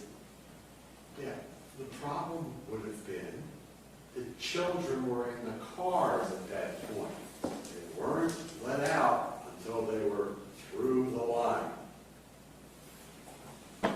He had no intent to disrupt the school. He wanted to take his protest to the adults in the cars.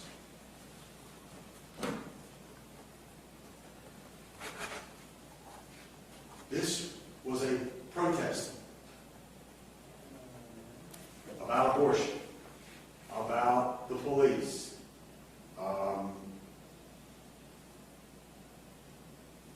He tried to avoid the children.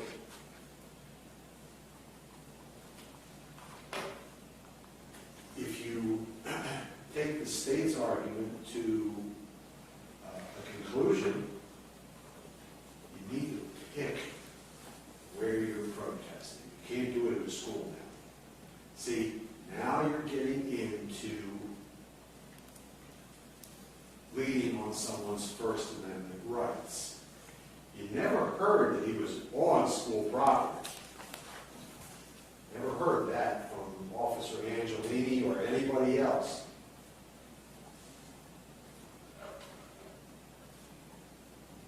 Again, his protest was directed at adults.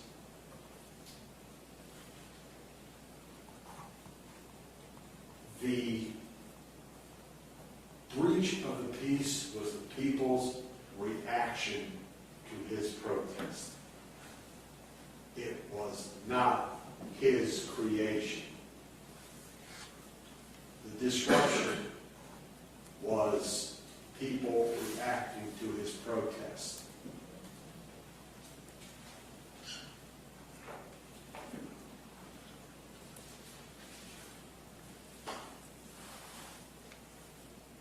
You all took an oath to follow the law.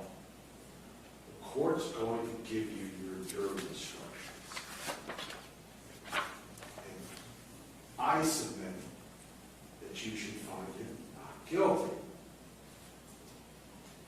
Because under the law the court's going to give you, he is. He had a First Amendment right. You may not agree with it.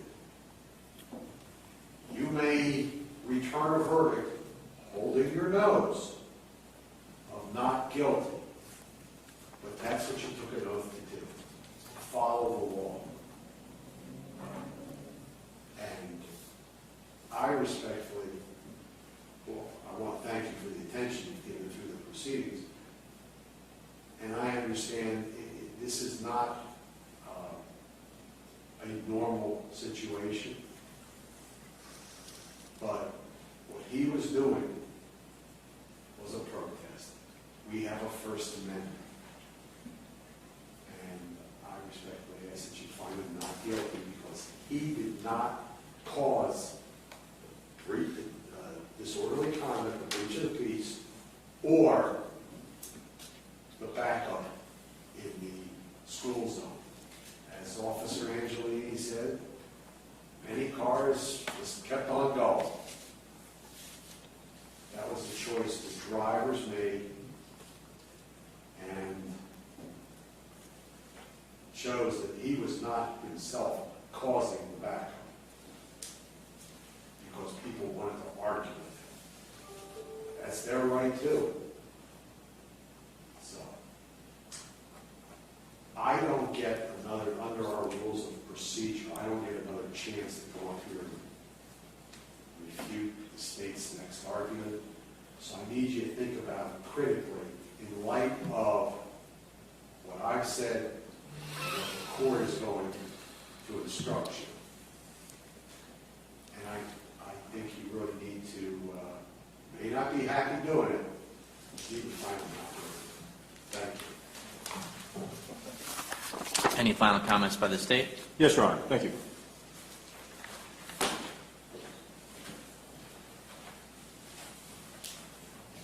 You're going to get a packet of jury instructions when you go back to deliberate. It's going to contain all of the instructions on the law, the element of the crimes that I went through.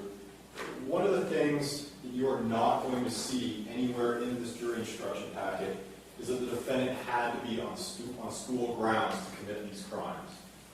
You saw it earlier, and you'll see it when you read through it. He doesn't have to be on school property to breach the peace, to cause Ms. Wilson to breach the peace of Mr. Jewell. He doesn't have to be on school property to cause that backlog, that caused the delay, and caused all the tardy students. This doesn't have to be there. Counsel says that this protest, and I'll use air quotes around that, was directed at adults, not at children. Then why is he anywhere near children in the first place? If this is directed solely at adults, find an adult, predominantly adult area. Why would you go to an elementary school? Why would he go to an elementary school if he's directing this only at the adults? Like I said, go to Walmart during a school day when it's going to be just adults. There's going to be the greatest number of adults if he's truly wanting to direct this at adults. Or better yet, go to an abortion clinic. If he's truly wanting to protest abortions and aiming at adults, here's an idea. Go to an abortion clinic. It's going to be adults who are coming in and out of there, not 4 to 10-year-olds. It doesn't make any sense to think that this was directed at anybody other than the children and directed at anything other than disrupting those school functions.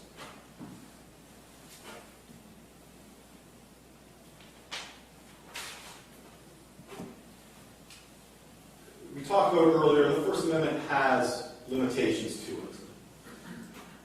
When an individual's speech is criminal, it can be limited. When an individual's speech, by its very utterance, tends to incite an immediate breach of the peace, that's a crime. That's exactly what happened here with Ms. Wilson and Mr. Jewell. And finally, ladies and gentlemen, there's an idea called cause and effect. Counsel wants to blame the parents for what happened to Sally Jones. They didn't cause the problems. They were the effect. The defendant is the one who caused the problems. The parents were merely the effect of his actions. Because we heard Officer Angelini testify that but for the defendant's actions, that drop-off process is smooth. It is boom, boom, boom. We heard Ms. Hope again say that, yeah, after the 22nd, when he wasn't around, when the defendant wasn't there anymore, yeah, it was smooth. No backlogs, no disruptions. Cause and effect, ladies and gentlemen. The defendant's the cause. He's the one that caused all these problems. He's the one who's guilty here today, ladies and gentlemen. Thank you very much.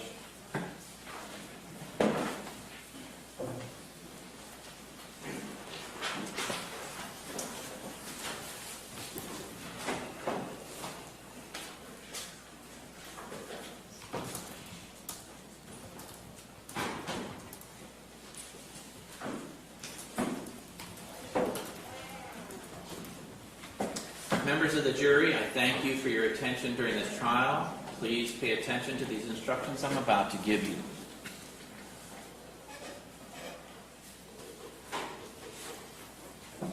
Andrew Sheets, the defendant in this case, has been accused of the crimes of breach of the peace and disruption of school function.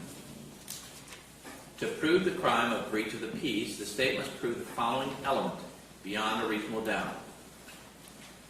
Andrew Sheets committed an act or acts that were of a nature that corrupted the public morals, or outraged the sense of public decency, or affected the peace and quiet of persons who witnessed the act or acts. To prove the crime of disruption of school function, the state must prove the following element beyond a reasonable doubt.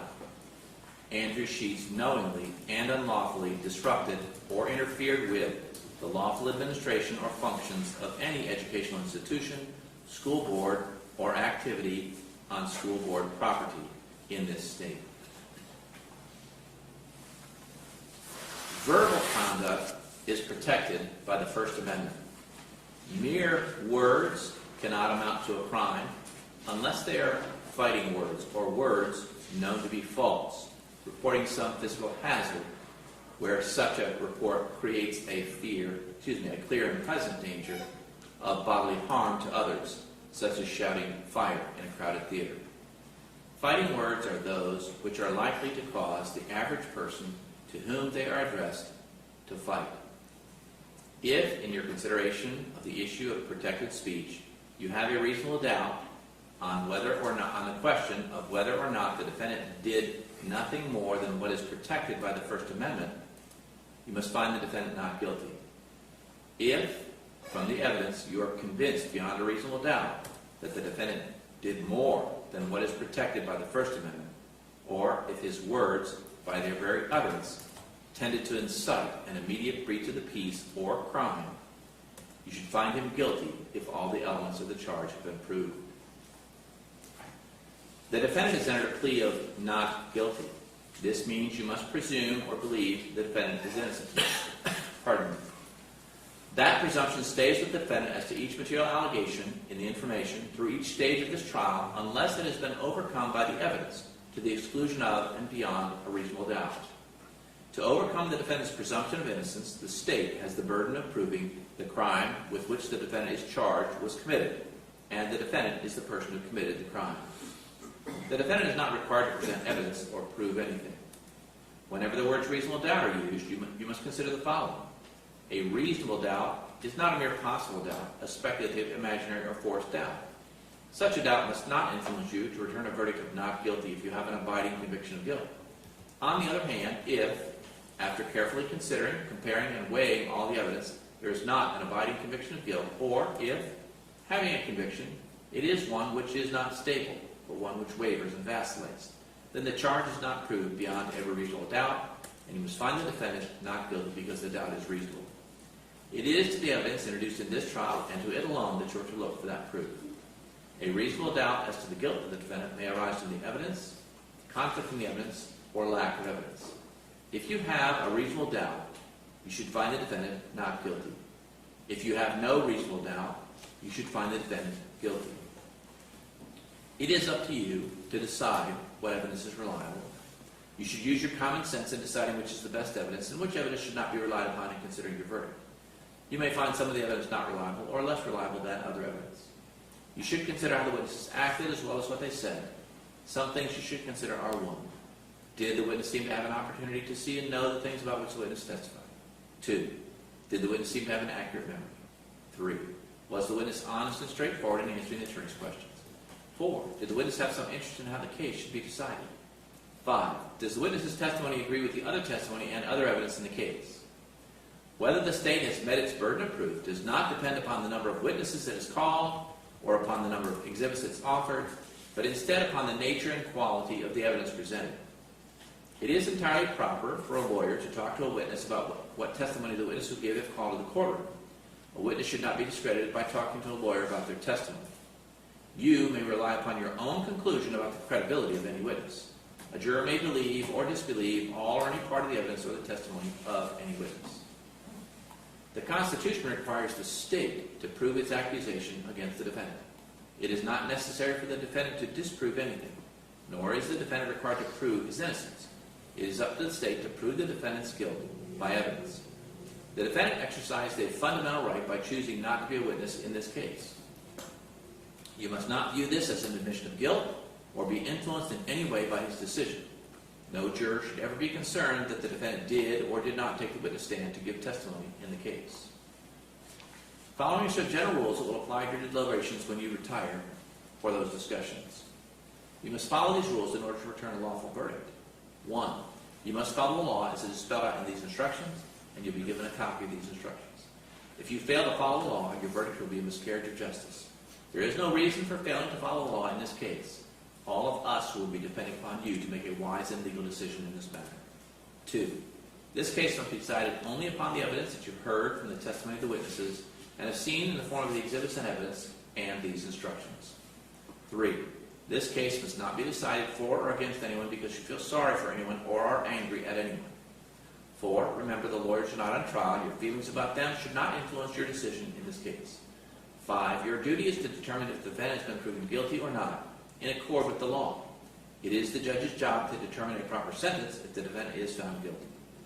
6. Whatever verdict you render must be unanimous. That is, each juror must agree to the same verdict. 7. Your verdict should not be influenced by feelings of prejudice, bias, or sympathy. Your verdict must be based on the evidence and the law contained in these instructions. Deciding a verdict is exclusively your job. I cannot participate in that decision in any way. Please disregard anything I may have said or done that made you think I prefer one verdict over another. You may find the defendant guilty as charged or not guilty. The verdicts must be unanimous. That is, all of you must agree to the same verdicts. Only one verdict may be rendered as to each crime charged. The verdict must be in writing, and for your convenience, the necessary verdict form has been prepared for you. They are as follows. Count 1, we the jury find the defendant as follows. Breach of the peace, guilty in a box, not guilty in a box. So say we all, dated this blank day of blank, 2022, with a signature line for the foreperson. Count 2, disruption of school function, guilty in a box, not guilty in a box. So say we all, dated this blank day of blank, 2022, with a signature line for the foreperson. A separate crime is charged in each count of the information, and, although they have been tried together, each crime and the evidence applicable to it must be considered separately and a separate verdict returned as to each. The finding of guilty is or not guilty as to one crime must not affect your verdict as to the other crime charged. In just a few moments, you'll be taken to the jury room by the bailiff. The first thing you should do is choose a foreperson who will preside over your deliberations. The foreperson should see to it that your discussions are carried on in an organized way and that everyone has a fair chance to be heard. It is also the foreperson's job to sign and date the verdict form when all of you have agreed on a verdict, and to bring that verdict form back to the courtroom when you return.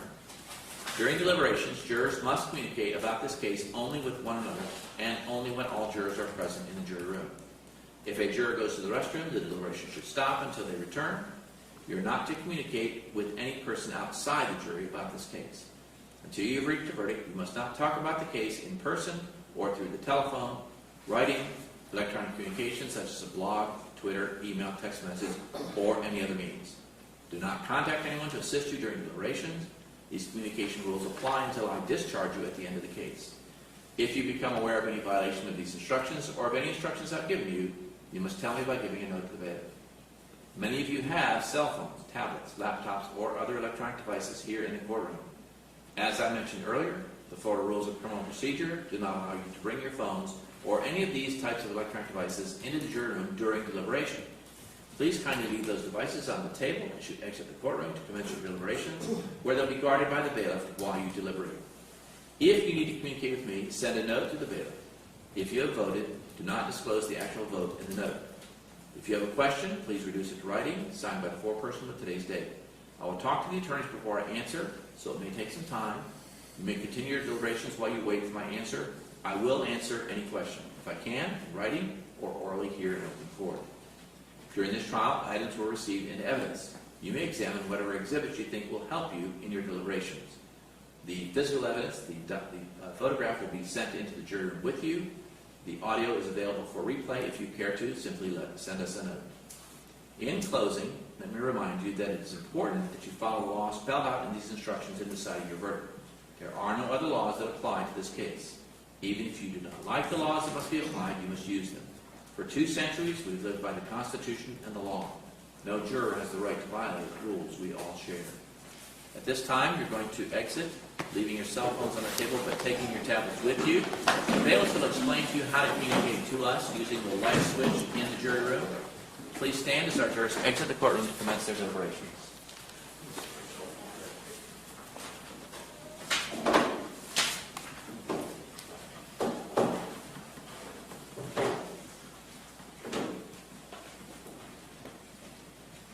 Please be seated. We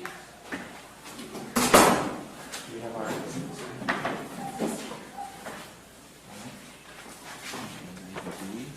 the top one is the only one that has the jury. Very good.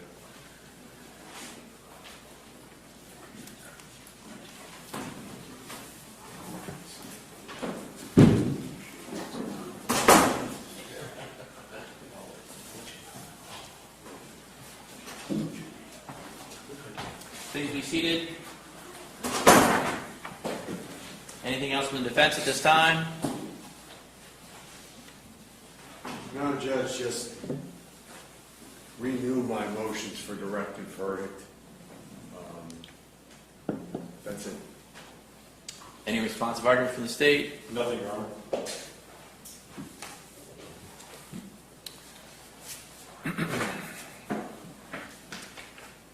The U.S. Supreme Court case, Czaplinski versus New Hampshire, is cited in the Harbin versus State case. Czaplinski is from 1942, when the Florida Supreme Court spelled out fairly clearly that speech is protected, but it's not an unlimited protection. Lewd and obscene language can be prohibited. And so at this case, if the jury finds that the defendant's language was such that it would corrupt the public morals, and they want to make that finding as a local finding, they certainly can do that. But these facts are facts about which reasonable people in this community would differ, and since the jury sets the community standard, I would have to leave the decision to the jury, so would not be able to grant a verdict at this time. You're free to remain in the courtroom or leave the courtroom, whichever you prefer, while the jury is deliberating. If you're going to leave the courtroom, please give the bailiffs your cell phone number so that they can contact you and get you back in here as quickly as possible if we get a question or once we get a verdict. We'll be in recess at this time. All rise. Court will be in recess.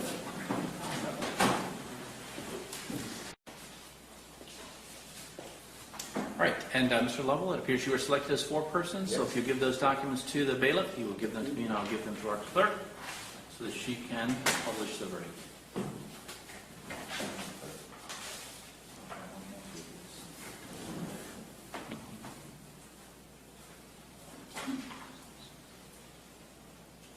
In the County Court of the 20th Judicial Circuit in and for Charlotte County, Florida, in the year 2022, State of Florida versus Andrew Sheets, case number 21-1041 MF. Verdict, count 1.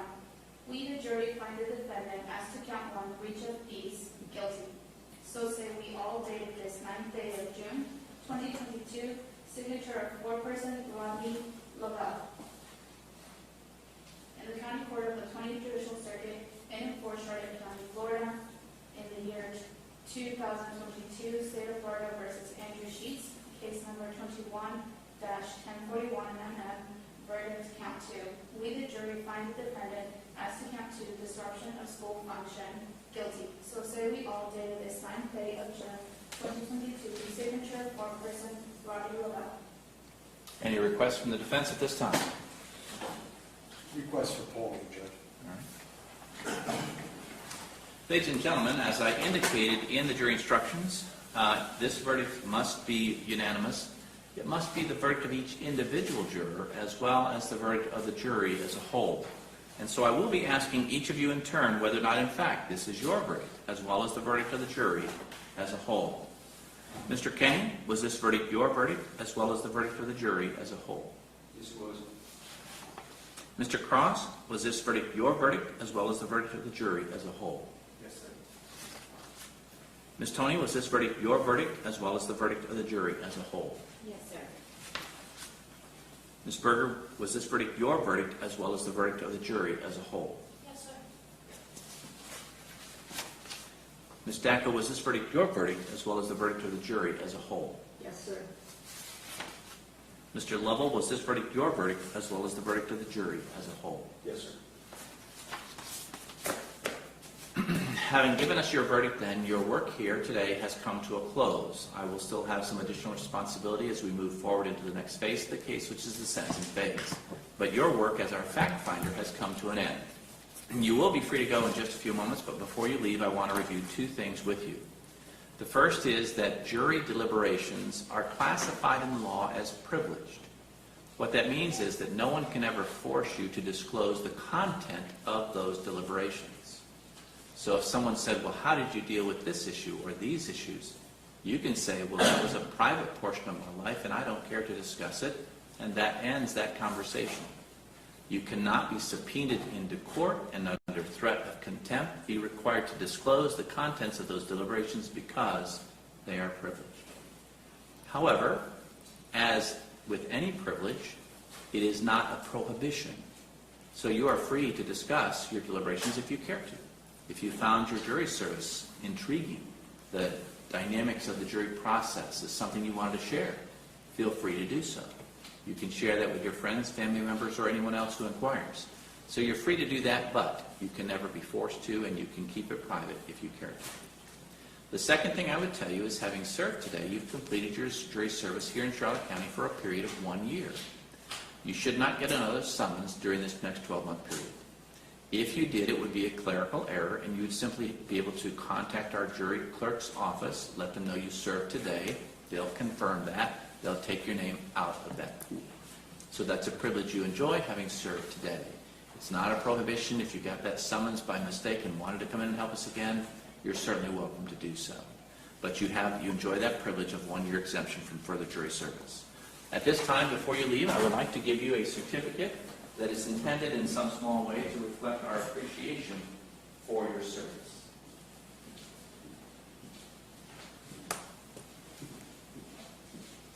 Okay, thank you for your service.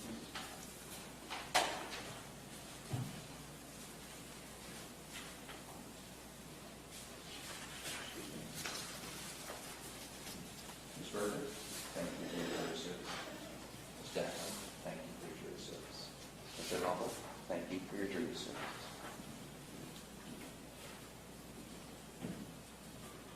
Mr. Ross, thank you for your jury service. Ms. Tony, thank you for your jury service. Now, this is a really great time because we're just at the dinner hour, and if you take this certificate just up Marion, cross over 41 northbound, you'll come to a section where there's 3 restaurants, Alyea, Publicity Grill, and at the corner of Leroy's. You have to go in and ask for the manager. You show them the certificate, and it'll do you no good. Sorry. We don't have buy one, get one, anything I have for you, but we do give you this because we really mean it. We have a promise in our Constitution that if somebody's facing criminal charges, they get a jury trial of their peers. But I can't keep that promise. There is no one in this room who can keep that promise except you. Because you came in today, you honored your civic duty, and you helped us by having this jury trial today. So we thank you for coming in and doing this, helping us once again keep that promise. If someone's facing criminal charges, they can ask their friends and neighbors to come in, hear the case, and decide when the fact occurred. So thank you for helping us again today. You're going to be excused, but you can observe the sentencing if you care to. Just I ask that you would sit beyond the bar for that observation, and you don't have to. You can just keep one right out the door because the rest of the day is yours. Thank you all. Please stand as our very scheduled to allow.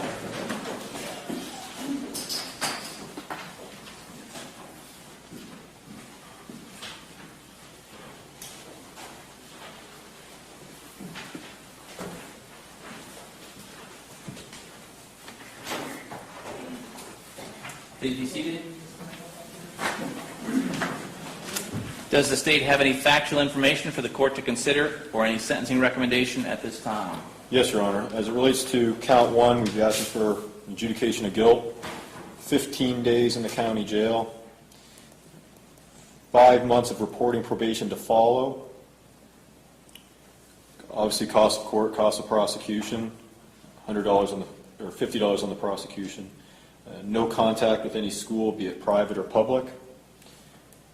And as it relates to count 2, a consecutive 6 months of reporting probation with no contact with any school, private or public.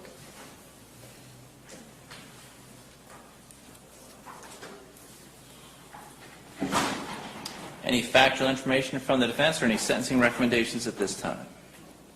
The only factual is he's got 0 priors, Judge. So I was going to ask the court to withhold on both counts and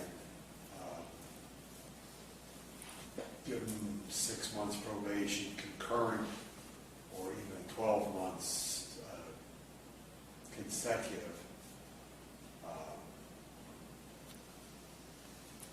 The court heard the facts of the case. And like I said, he's got no prior, so I'm asking for a withhold on both counts. Thank you. All right, at this time, Mr. Sheets, having received the jury's verdict, they have made a determination that they believe that the way you were treating the parents at this particular school was of a nature to corrupt the public morals or outrage the sense of public decency or affect what is indicated as the peace and quiet, which is to say the physical safety of those parents. There does not appear to be any evidence to suggest that you did engage in brawling. However, one would have to question whether or not the young lady's response with the bullhorn was, in fact, an act of battery against you, given what was indicated on the video, where there was an indication that it was hurting your ears. Which is a physical response by her against you in defense of herself and the way she was being treated by the words that you were using on the date in question. That is the classic breach of the peace, where someone is so affected by words that they attack another person, and that is what she did.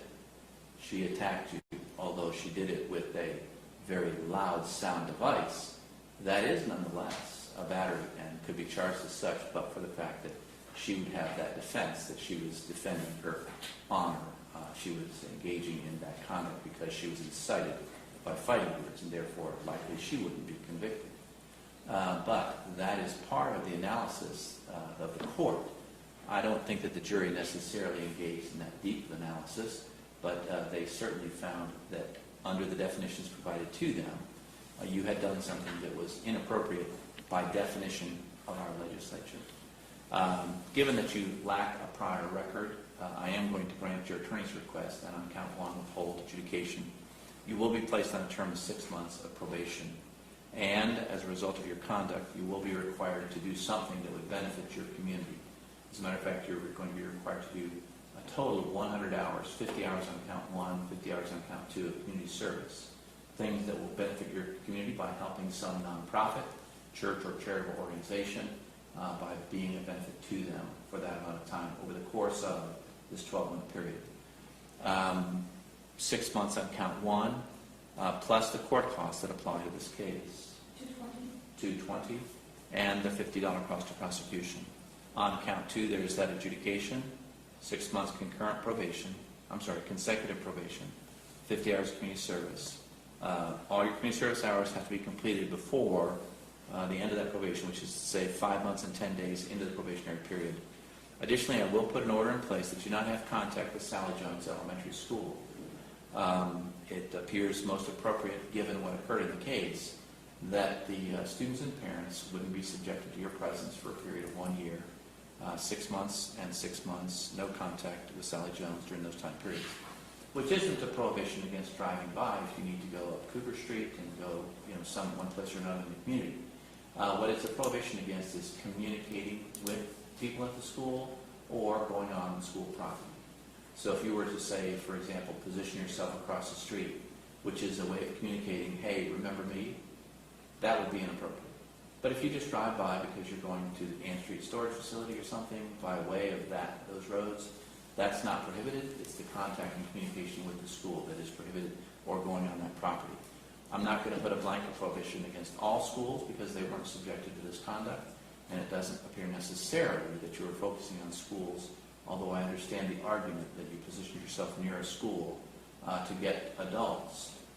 You certainly can do that at other places, and that's not going to be prohibited.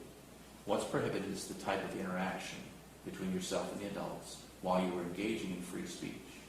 And it's certainly not inappropriate to engage in free speech, but the way you treat the people in which, with whom you're engaging is what was found unacceptable by this jury. You would have 30 days to appeal if you think anything illegal occurred to you from your initial contact with law enforcement all the way through sentencing. If you want an appeal filed, you just tell your attorney, and it has to be within 30 days. If you let the 30 days come and go and it's not filed, then your appellate rights expire. If you tell your attorney you want an appeal filed, he will do that because he'll remain attorney of record, and that will be part of his professional responsibility. However, it is not his responsibility to represent you on appeal. If you want him to do that, you'd have to make professional arrangements with him. If you're unable to afford appellate counsel, you can apply at the clerk's office. There's an application for criminal indigent status form that you can get from our clerks. You can fill that out and submit that for appellate counsel, and they can see if you qualify for that. That also would need to be done fairly expeditiously, so that once your appellate documents are filed, your attorney, if you need a public defender, can then get on board as quickly as possible to assist you. We're going to give you your sentencing paperwork, and you'll need to, within the next 2 business days, which will be Friday or Monday, contact probation. Your phone number for probation will be on this sheet, so just give them a call and they'll guide you with regard to reporting in. And count 2, and the monies are due within 5 months and 10 days. The court costs $215. $215, yes, and the $50 cost. Judge, did you adjudicate or withhold on count 2? There's a withhold on count 2. Thank you. No prior record, so that's why that's being done at this time. All right? And the community service is to benefit the community based on this conduct. And that was on which count, Judge?